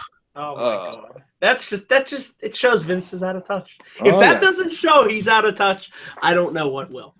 We'll go with Gene. Your pick for worst segment of the year. That has to be it right there, though. Yep. The Brock in his hometown. You tried to get them to boo him. What sense did that make? Who thought? Yeah, Brock's hometown. Yeah, Goldberg. Obviously, Goldberg is gonna trump the fact that Brock was born here. So let's get them to boo him. And then to just pull the plug on the segment, it just came across as like a very, very sloppy segment, not well put together. And one of those damn 30 writers, like somebody should have just said, "Hey guys, he's from here. They're not going to boo him." That's just like bringing the Miz here and then like telling the crowd to boo him. There's going to be a ton of people live because I was there that are going to cheer for the Miz. Now they might try to tone it down a little bit because he's the heel, because they want him to get booed or whatever. But he's loved here. They're not going to boo him. Stop trying to make people who are in the hometown of that specific wrestler you're trying to get heat on get booed. It's not going to work. I'm sorry, it's not. Go to Pensacola, Florida. I guarantee you Roman Reigns gets cheered. I guarantee you that. Sure. Or wherever he's from. Is that? Yeah. I guess. Yeah, Pensacola. Pensacola, Florida. Mm-hmm. Yeah. I guarantee you he'll be cheered. He's probably loved there. It's just that segment made no sense. I agree. And I almost threw my TV out the window. That was a bad Raw too. That was on. I didn't even review that Raw. That's how bad it was. Ooh. The B show. But let's continue the trend and let's see what NC is able to come up with. What was your pick for the worst segment of the year? Anything involving James Ellsworth. Oh! Yeah, I said that. Anything involving James Ellsworth, I swear to God, if AJ Styles and Dean Ambrose did not have a good match, that segment was worth nothing. I cannot think back at all my years of wrestling where one wrestler diminished a storyline so bad that James Ellsworth did for Dean Ambrose and AJ Styles. Every segment he was in, he made me sick of Dean Ambrose. He made me sick of AJ Styles. I was tired of looking at him. And in his head, he thinks he has a good job. He don't. And I can't stand that guy. And every time he was in a segment, I swear I was probably the happiest person in Philadelphia when he got destroyed by AJ Styles. I was gonna say that was hilarious. Him being bandaged up. Oh my God, that was great. Yeah, he can't even sell being sick, and I'm just like, you're wasting my time. This is what we need. Yes. Vince gives all this money to James Ellsworth. Hell, I could do what James Ellsworth do, but better, and I still don't make that much money. It's wow. Anything James Ellsworth was in this year, any segment he was in where he was not getting his ass kicked, was the worst segment to me because he really sucked the life out of the segment they was trying to do. Okay. Hands down. Showing the love for J.E. For the chinless wonder. Nickname, don't give him a nickname. Any man with no chin will get beat up by AJ Styles. Oh, boy. Oh, man. Well, guys, bringing this thing full circle, this giant pile of shit that we just keep piling more and more on. Let's talk about, remember this one? Old Day Sucks. Yes, that's no. the Here we one go. I felt could have said it. That was my second pick. The worst Oh my god! segment of the year, in my opinion, was Old Day. Oh, Old Day was garbage. Old Day made New Day unfunny. Old Day made the club. It killed the club. It absolutely destroyed them. God. This wasn't funny. For the club. Nothing. Comedy is not for the club. Who thought this was funny? Raise your hand. And right now, if we had video, nobody would raise their hand. Nobody thought this was funny, except for one man. And I'm sure he got a big kick out of it. Oh, that was hilarious. Funny. Why aren't they laughing, damn it? That's pure entertainment at its finest. This was embarrassing. If somebody came in, as I kept saying, and I was watching this on my TV, I'd be ashamed to be. It made me ashamed to be a fan of Raw or whatever wrestling. It was so bad. I would have been embarrassed. Be like, I'm sorry, I'm even watching this. Who the hell thought it's just awful? The funny part about the Old Day is like New Day just said on Raw they didn't want to talk about the Old Day. Biggie was like, "No, Old Day's dead. No, we're not going there." No, and they even knew. Yes, that they knew. That was seriously whoever that almost killed the New Day. Yeah, I thought it could have killed the New Day. Thank God it didn't, but it felt like, is this the jump the shark moment? I hope not. And they was crazy. But an honorable mention to me, I have to throw in the opening segment to Raw this past Monday. I'm sorry, I thought that was awful. Oh my! Right here in Pittsburgh, Pennsylvania. Yeah. Like, no. I'd be there if it was there. Well, good thing I wasn't. And get a boo. How? Come on, man. That was what the hell? Man. I mean, and the announcement fell flat. Nobody cared. I didn't care, at least. Like the cage? Owens in a cage. Jericho exciting. Who cared? Who cares? I mean, even Jericho couldn't save that site. Oh my god! Yeah. What was that? Mick Foley's botch, and then he tried to hop off the top rope. I thought he was going to shatter his damn ankle. And Who the hell did man get on the top rope? Why? It's ridiculous. So that's an honorable. I had to throw that in there. Honorable mention. The opening segment to Raw this week. Wait, can I include one more? Sure. I think it was a few weeks ago when they were in Scotland, and it was like a women's segment, and the crowd just completely would not let them talk at all. That kind of pissed me off. Like, I'm all for the fan interaction, but they were not letting them get their stuff in at all. They had to edit it up to make it seem better than what it already wasn't.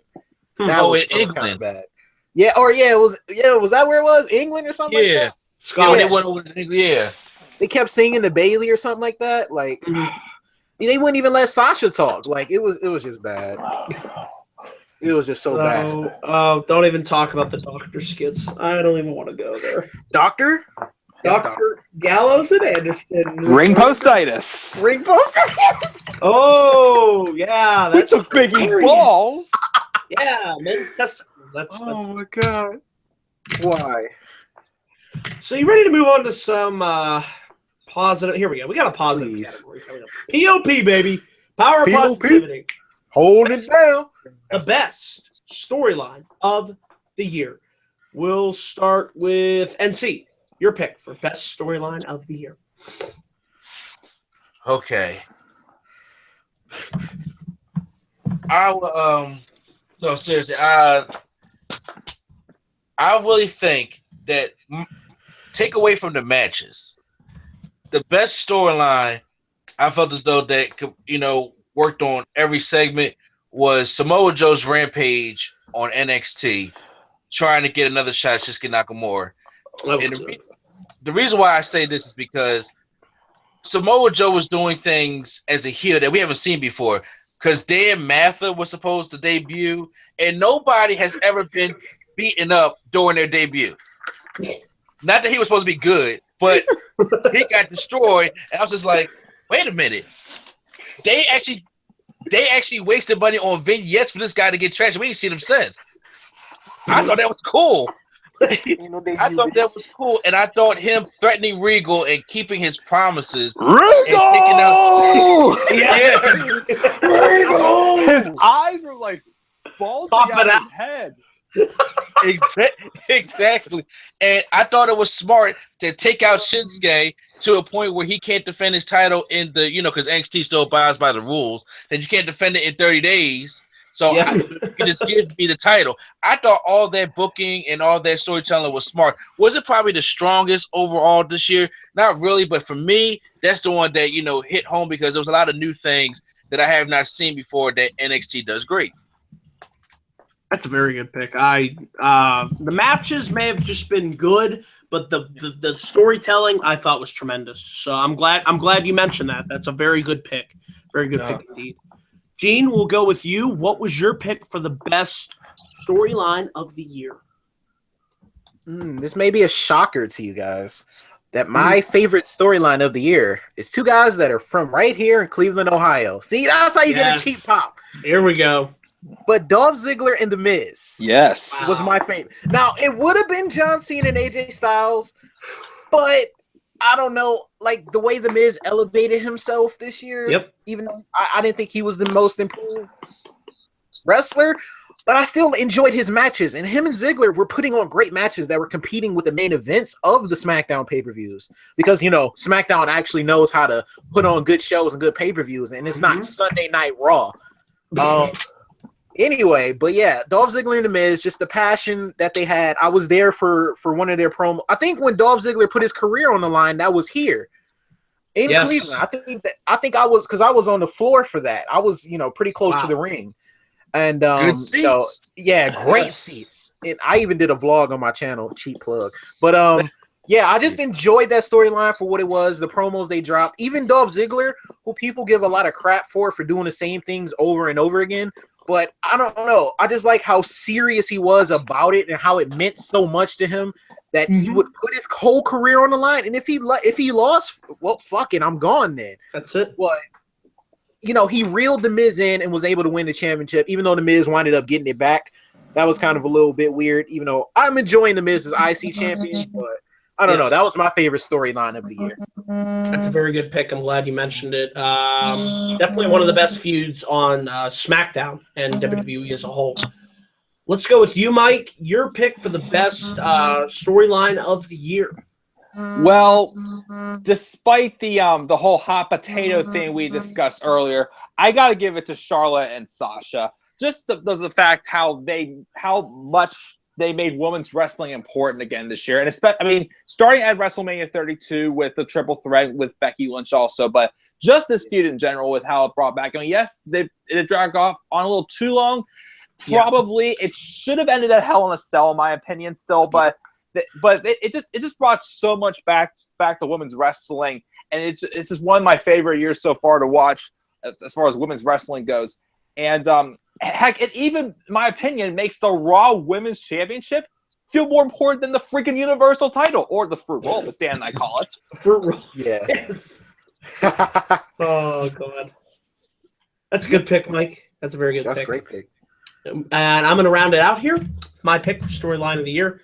To me, it comes back to, and I did enjoy Sasha and Charlotte, Miz, Ziggler, Nakamura, Joe. Those were all really good picks. But for me, personally, I loved AJ Styles versus John Cena. The night that AJ and Cena were in the ring at the same time, that first time on Raw, the Memorial Day episode, that was just a magical moment.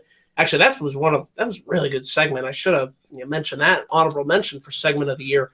That was just, the crowd was going nuts. They just kept this sustained roar. And with Styles turning heel on Cena and, uniting with Anderson and Gallows. And then from there, we went to Money in the Bank. Styles got a fluky win there. They continued the feud. I like the way that they integrated Enzo and Cass. That really gave them a nice rub from being with Cena. Had that, solid, what was it, a 6-man battleground. And then we continue on to SummerSlam. I love the way that it built up into that with, Styles just hungry and seething, just wanting to beat Cena once and for all. And then beat up John Cena. Beat him up, John boy. Cena. I love when he said that. And Accent. this feud could potentially continue, and I think it would be deserving of, I think Styles versus Cena, it's the main event of WrestleMania. I think it deserves to happen. And if that does happen, boy, what a great way to culminate this feud. Yes. So for me, that's why it is my pick for feud storyline of the year. And with that, let's move on to our picks for the worst storylines of the year. We'll start with Gene. What was your pick for the worst storyline of the year in 2016? This storyline got on my nerves because it didn't make any sense, and it dragged on for way too long.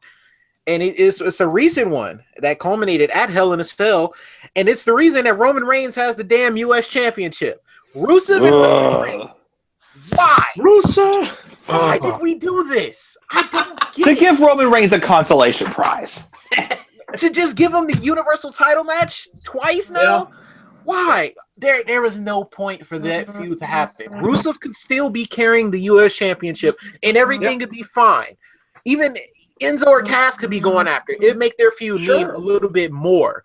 Yeah. But we take the title off of Rusev, but the fact that they're fighting over something so petty. They were celebrating their marriage or whatever, and Roman came out, interrupted the whole thing, and that's why they were fighting. What reason did he have to come out there? They had no heat. Nope. He just wanted to come out there and interrupt it. And I like Roman Reigns, but that booking of him there, it just made no sense. And then we get a pointless rivalry, and then Reigns gets the title and hasn't defended it since. Hell, we've got like 7 women's championship changes since then. Yep. And he Defended twice against Chris Jericho. Yep. Yeah, That was it. something Twice. like that. I can't even think of what that story was about. The storytelling was it was so blurred. I couldn't understand it. I couldn't follow it. It was really annoying. And I hate that they treated Rusev like that because I like Rusev. Yep. He definitely That deserves was the worst storyline of the year for me. NC, what was your pick for the worst storyline of the year? Okay, well, I do agree that the Roman Reigns and Rusev storyline, I was like, if Rusev looked like trash against John Cena, well, damn, you definitely look like trash now against Roman Reigns. So it's like there's no saving this guy whatsoever. I would say though the worst storyline, the one that I just could not wrap my brain around. I don't know if people will agree, but I'm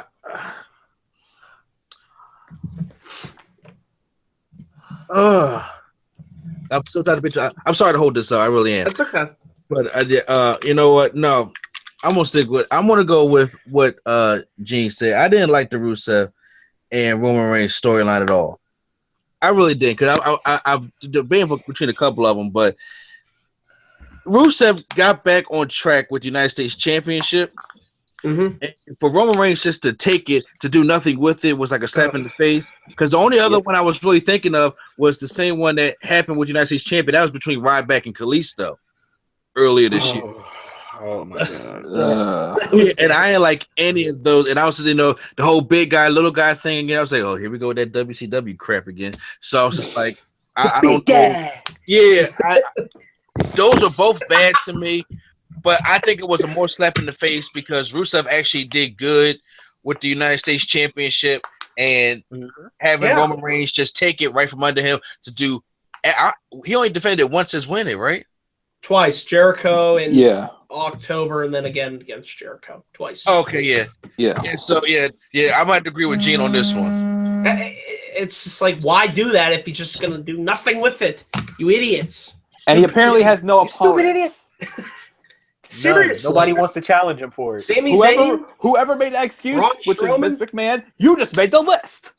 You just made the list. Seriously, oh god, that's a video I need to make. Just the booking of Reigns as U.S. champion. He could be a good U.S. champion if you booked him to defend it. Yeah. Seriously, I mean, Cena made it feel important. yes, he did. That was one of Cena's best runs as U.S. champion. Oh, I love that run.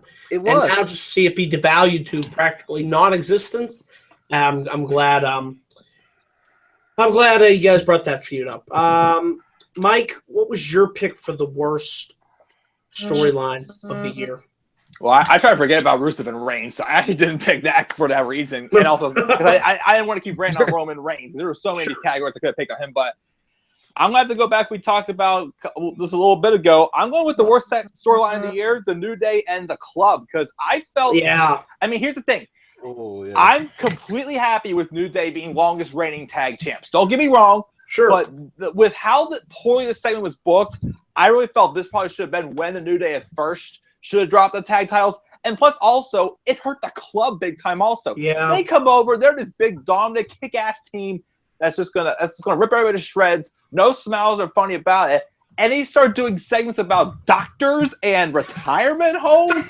They're trying to bring a comedy side out of the Club. Oh, And it's like they're a laughing stock now.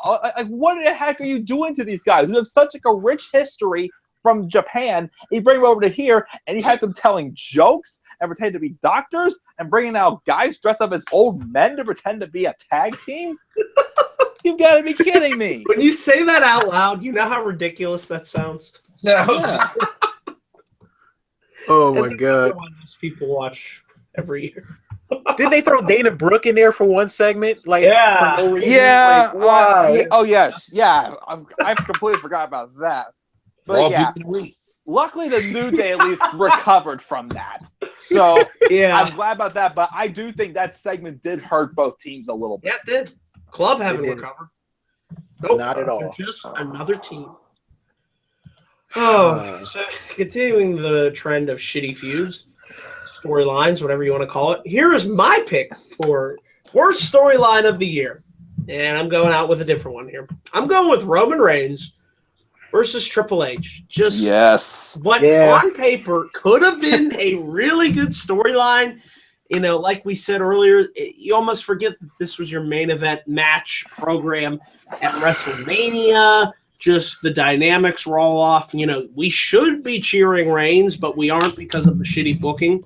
And we're cheering Triple H, and the dynamics are all off, and it didn't play out, you know, the way that the company probably wanted, and just the way that they booked Reigns has not done him any favors.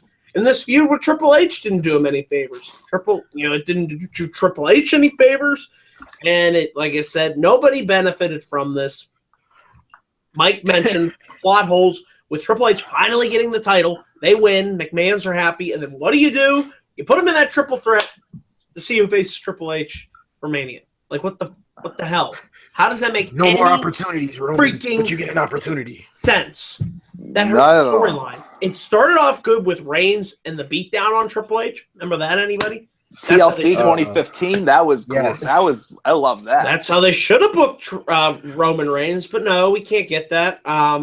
It's just He hit with a plasma TV. We were there that night, Dan. Remember that? Yo, that was hilarious. Oh Lord!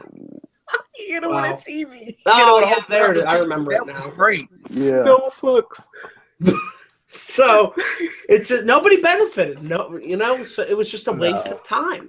So that's why it's just like that's why it's my pick for worst storyline of the year. Benefited, no parties involved. So continuing the trend of kind of worst or not really there. Category number 17, guys, is Underutilized Wrestler of the Year. Mike, we'll start with you. Who is your pick for the most underutilized Wrestler of the Year?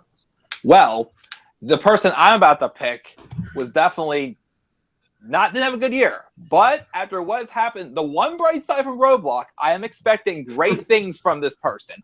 And that's Neville. This is what happened during that Cruiserweight match coming up for me on Sunday. If Dan remembers. It coming over, I was thirsty. I went to go get a drink and a small snack. As I'm in line, and Dan even had a sign that says, have you seen Neville? I all of a sudden I hear that sound, and I'm thinking, that's Neville's music. What's Neville doing here? And I came in, and when I came back to my seat, the first thing I saw on the Titantron was an angry Neville. I'm thinking, this is what I'm talking about. Why couldn't you do this all year long? What took you so long to put him in the cruiserweight division? That's why I'm picking Neville. I mean, he got injured. I still wonder to this day, since Zack Ryder won the Intercontinental title, there was rumors that he was Neville's replacement for that match. Would Neville have won the Intercontinental title that night? But that injury, you know, when he came back from it, they did nothing with him. He was barely even on the show. Heck, he was probably the main event of Superstars or whatever the heck it was called. But Apollo. or that too. Well, or main event, whichever one. But Superstars is gone now. But even though that happened to him this year, with this heel turn and him joining the cruiserweight, I am expecting better things for Neville in 2017. Though. Please. Can't get any worse. Oh yes. Gene, your pick for most underutilized wrestler of the year. Okay. I'm going to have to go with somebody who was released earlier this year by his own will, and somebody who had all the momentum in 2015 heading into 2016 just to get completely crapped on. And I'm not talking about Cody Rhodes. I'm talking about Damian Sandow. Oh yeah. Somebody who got himself over with the Miz Dow gimmick. And the crowd loved him. They absolutely loved him. This man had completely, as they say in wrestling, turned chicken shit into chicken salad. And he was hot. Like, the crowd loved this man. Him with the Miz is kind of like how Cesaro is with Sheamus a little bit. Kind of how, you know, you got the Miz who gets booed while you got his tag team partner or whatever, his protege or whatever, who gets cheered. And, like, completely something that wasn't supposed to get him over got him over. He played that part so perfectly, and just for WWE to not capitalize on it to the point where he wanted to be released from the company so he could just pursue his career in other companies, because obviously WWE had no invest in him at all. It just made no sense. They didn't utilize him, and he, you know, asked for his release in, I think it was May 6th of this year, and it was just crazy. It made no sense. Cody Rhodes is somebody else too. I don't know if anybody was going to say that, but Cody's a good pick. Yeah. I'm glad you brought up Sandow. Yes. And I forgot about that. Picture this scenario. I want to throw this out there. What would you guys think if, you know, just hypothetically speaking, Damian Sandow would return to feud with The Miz for the Intercontinental Championship on SmackDown? Ooh. Please. That would be crazy. That's gold right there. Whoa. Can you imagine that? Yo, that'd be crazy. It'll be way better than Moose. So Oh my God. Oh, NC, who's your pick for most underutilized of the year? okay, now I haven't because yes, Damon Sandow, and I do agree with Mike on the Neville thing because I had Neville and Cedric Alexander tie for underutilized, but the one that wins it for me for this year is Sami Zayn. That's a good one. Yeah, I can see that, yes. You don't beat Kevin Owens in the rivalry. Get drafted to the same show with Kevin Owens, and Kevin Owens is now the Universal Champion, and Sami Zayn is getting beat down, which is not a convincing beatdown, by Braun Strowman. And throughout that whole year, they had him on pre-shows, which you don't watch, tag team with Neville, and I was like, you know what? They could make a good team. Why don't you make them a tag team and see what happens? And they didn't do that. And I'm like, wait a minute, but he won the rivalry. He beat Kevin Owens in the beginning. He was hot. And then I'm like, you could capitalize off that to make, you know, he had that Daniel Bryan type hotness, and they could have kept going with him with that. But then after he beat Kevin Owens at Battleground, and I was like, well, maybe they're going to have the final blow off at SummerSlam and they go to different shows and succeed. That's exactly what I was hoping for. Yep. Exactly. But then when Mick Foley says, you know what, we're going to trade you for Eva Marie, I was like, you know what, to be honest with you, let's do it. Please. Get him to SmackDown. Everything on Raw. Yeah, you know what I'm saying? Let's do it. But then now they're going to keep him on there with the Braun. So I'm just like, this brother is talented. He is extremely talented, and he's good on the mic. He can actually go and have good storylines and draw the fans in, and they don't just pull the trigger with this guy at all. Nope. I don't get it. So Sami Zayn is going to be my pick for most underutilized for 2016. Very good pick. It's funny about Zayn too, because like he got punished for quote unquote losing his match at Survivor Series, but the fact that he beat Kevin Owens this year and doesn't get a Universal title match, that's just being a hypocrite. Like you can punish him for losing, even though he got cheated out of the match, but he actually beat the person that's the Universal Champion right now, who can't seem to win a match on his own without Chris Jericho, and nothing. He gets nothing. He gets the Strowman. If this company was smart enough, they could actually turn it into a storyline where the company's actually against Sami Zayn, a la Daniel Bryan, but they're not that smart, so don't get any hopes. Yeah, exactly. Nah, they're not. You know what I mean? Yeah. Like there is something that you could tie this all together, but no, that's long-term direction. Tie it together on Raw? Why would we do that? What exactly? No, that makes You don't sense. have enough time. We just got Golden Truth. Let's give you Golden Truth instead. Golden Truth. You gotta do another Texas tussle with Mark Henry and the squash. Titus O'Neil. Yes, that was a classic. The tussle in Texas. Or whatever the heck it's called. And then he beat him in 2 seconds, and I'm like, why? Because Raw. That's why. Because it's Vince McMahon's favorite thing to watch. This is so entertaining. Damn it. 2 seconds of a tussle in Texas. Mike mentioned it.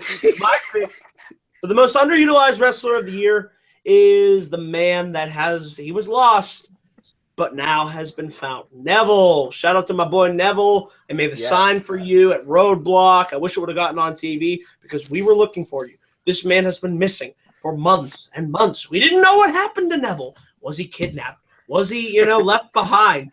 Did Vince just freaking forget about him? You never know when Vince McMahon is in charge. I mean, I'm thinking one day Vince got up.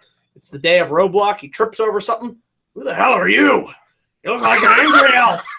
Get the hell out there, damn it! And oh my god! Get some damn heat, damn it! So we found you. We found Neville, and all is right in the world. That's the all. Man creative remembered. I love the fact that Neville's a heel now. The fact that he came down clapping to Rich Swann, it was just like, yeah, I'm so happy for you, buddy. Gets in the ring and then just kicks his ass. I'm like, oh my god. And they chanted, "Thank you, Neville." Right. I heard that. I heard the "Thank you, Neville," and I'm just like, yes. Wow. Please. The promo he cut too on Monday night also was great. Yeah, because it felt real. And then he said, fuck TJ Perkins run-in. TJ Perkins came out. He was like, yeah, come on in. Come on. I got something for you. Smack. Here you go, you stupid idiot. I told you, obliterate everybody in the division. Yeah. Obliterate. Dab on that. Oh, my God. This is great. Are you guys ready for category number 18? This is the final category of this year-end awards review. Let's talk about our tag team holla holla player match of the year. Let's start with tag team match of the year. You said holla holla. What was your pick? Okay, you see players. Let me holler at you, baby girl.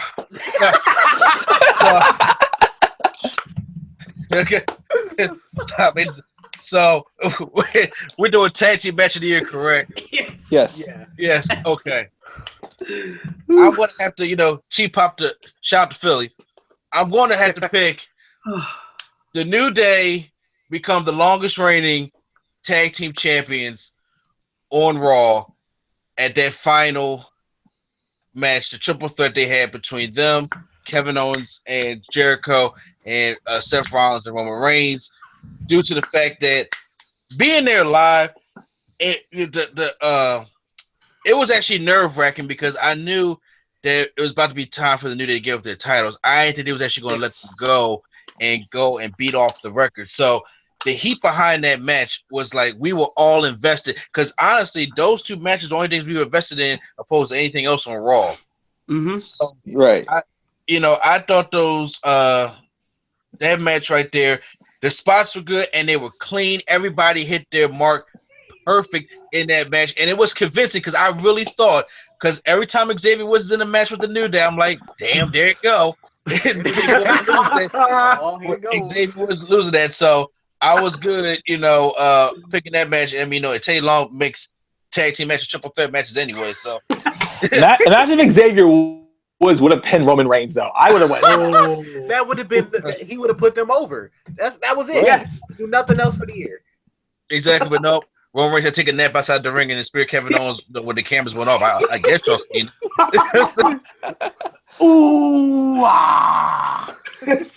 Roman's sleeping, or wake up Roman, wherever the heck that chant was. He was. He likes taking a nap. Oh my It's not a good nap or a bad nap. It's the nap. it's the nap. The big dog needs a nap. Believe that.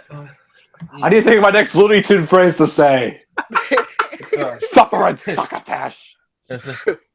That's all, Vin. Oh, so That's bad, all, folks. That's so bad. Oh god, Gene, your pick for tag team match of the year.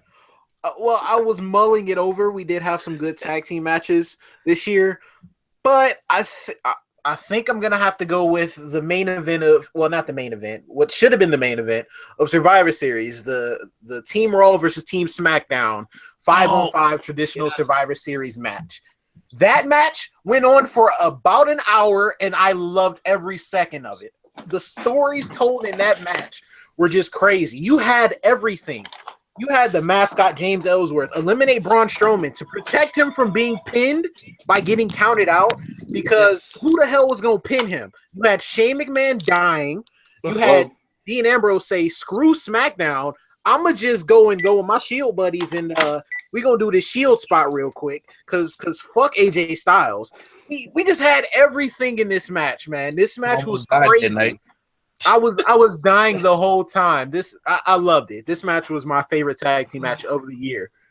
That was a really good series elimination match. Very good pick. Very good pick. Mike, we're on to you. What is your pick for tag team match of the year? Holla holla.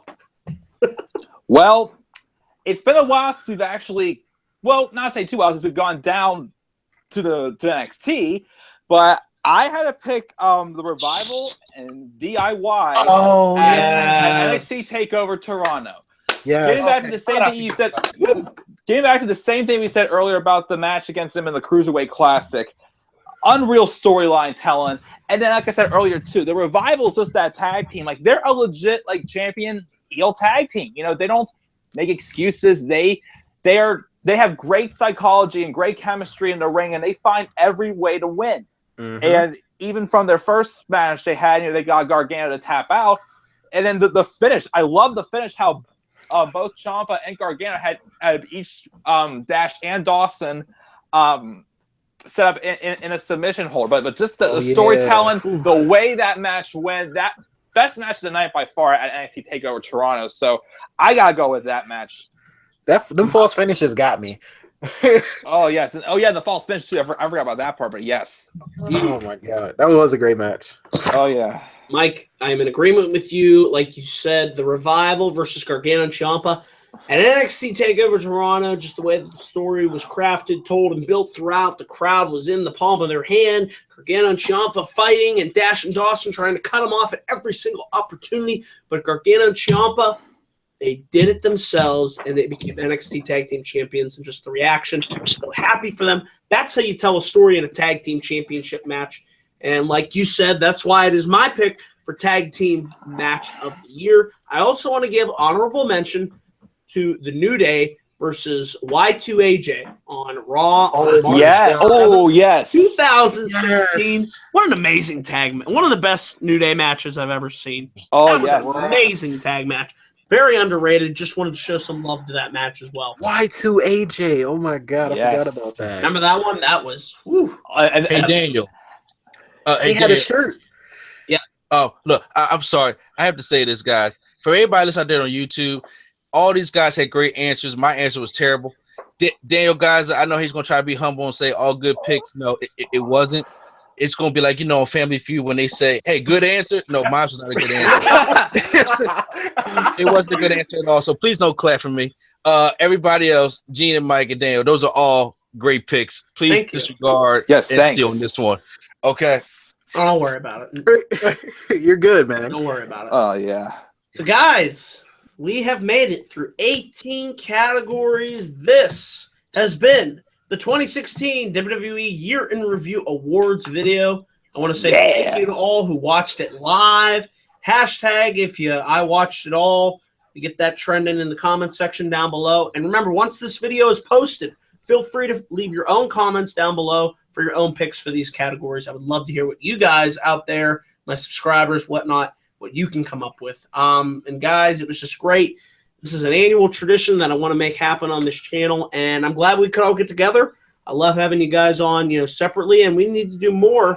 I'm down for doing more of these video collaborations, all four of us together, because we just had a great conversation. And thank you guys for coming on this channel. Oh yeah, sure thing, Dan. And this was awesome. Yes, it was. And before we go off the air, we're gonna go round table. You can get your respective plugs in for your channel. NC, we'll start with you. Okay, guys. You guys can just go and check out Nerd Coalition right there on YouTube. I am Mr. A&D from the many members of the Nerd Coalition. And you can check us out on Facebook. We have a new public page up. And also to Gene and Mike, I actually watch both of you guys' channels, and y'all do very great and do good work. So thanks, thank you. I'm a huge fan of both of you guys. I look forward to seeing if anybody wants to work with me, including Daniel, again on my channel. I would love to have you guys on. You guys are very entertaining, and you guys know what you're talking about. You know what I'm saying? Yeah. So sweet. Yeah, I love doing that. So to tell everybody out there, like I said, I'm a humble guy. Make sure you guys check out their respective channels too, because they do very well, great content on there as well. And I have a Q&A going out to anybody who wants to participate on my channel at Nerd Coalition. So make sure you guys check that video out if you guys want to ask me or any of the other members of Nerd Coalition any kind of questions. And Daniel, thank you again for having me on. Not a problem. Thank you for coming on. And Gene, we'll go with you. You can get your plug in. All right. Well, thank you for that that wonderful plug you gave us about our channels. Appreciate that. Absolutely. But guys, you can find me on YouTube as well. You just search up BSP Wrestling Show on YouTube. We just hit 100 subscribers. So definitely go over there, check me out if you want. Follow me on Twitter. I talk to everybody, so I'm not one of those people who just ignore everybody. So definitely do that. Yeah, thank you for having me on as well. No problem, no problem. And Mike, we'll round it out with you. Plug time. Sure thing. Once again, thank you for the promotion for my channel as well. This has been fun as always. But as always, I just do whatever I want to do on my channel. I do some video game Let's Plays, but for like wrestling wise, I do predicted match cards, which my Royal Rumble predicted match card has been exporting through this whole video. I do a couple different talk shows. I'm going to start back up my Road to WrestleMania series, starting at the night of the Royal Rumble, leading up to WrestleMania. Hopefully it's good this year. And like all those sorts of stuff. I just love to have fun. And I've been on a roll of subscribers lately. My last two match cards have actually gotten pretty good views. So I've gotten a lot of subscribers out of those. But once again, my channel is the Club of the Man 1993. Good stuff. And remember that the links to these channels can be found below in the description box. And one more announcement that I want to make that I don't know if you guys know. It's coming up. I was able to set up. I'm returning next month, January 14th to be exact, for my first installment for the new year for the Geyser Wrestling Report. And on that edition of the Geyser Wrestling Report, I'm going to have a very special guest join me. And I'm here to announce that Deluxe Man will be back with me. Nice. For that edition of the Geyser Wrestling Good for you, Report. Dan. Good for you. It's going to be a huge moment. I look forward to making another video with Deluxe Man. It was very nice, able to reach out to him over the week. And I'm excited because the last one was really good, and this one should be just as good. So mark your calendars. Work on the start time for that. Yes, it's going to be. It's going to be good. So shout out to Deluxe Man. We love you. Yes, check out the channels. Shout out to Deluxe Man. Oh yeah, he shout out to knows Deluxe shit. Man. He's one of the best YouTubers out there. So just starting to get the hype building for that. That's how you do it. You got to build to it. Oh, yeah. So that is it, guys. That is We it. ain't hype. We are staying We hyped. ain't. This was 2 hours of enjoyable talk, and I'm glad that you could all join us, all 3 of my guests, everybody in the live chat. And I don't know if I'm going to make another video before Christmas, but I'd just like to wish everybody out there a very Merry Christmas as well. It's coming up, so enjoy the time. Enjoy the time with your loved ones, your friends, your families. And with that, that is it, guys. Thank you for watching this video. Remember to click my like and subscribe button, Daniel Guys at 412, for all the latest content coming soon to this channel. I will definitely be back up here for my SmackDown review next week. It's going to be a loaded show, and then we are off to the races. 2017 is already going to be here, so there will definitely be a ton of more content coming soon to my channel because the road to the Royal Rumble is upon us. It's coming up. Yes. So Baby. I am ready. Willing and Gable. And Gable. Exactly. So that is it, guys. Thank you for tuning in. Have a great night. And that's it. We'll see you. Take care.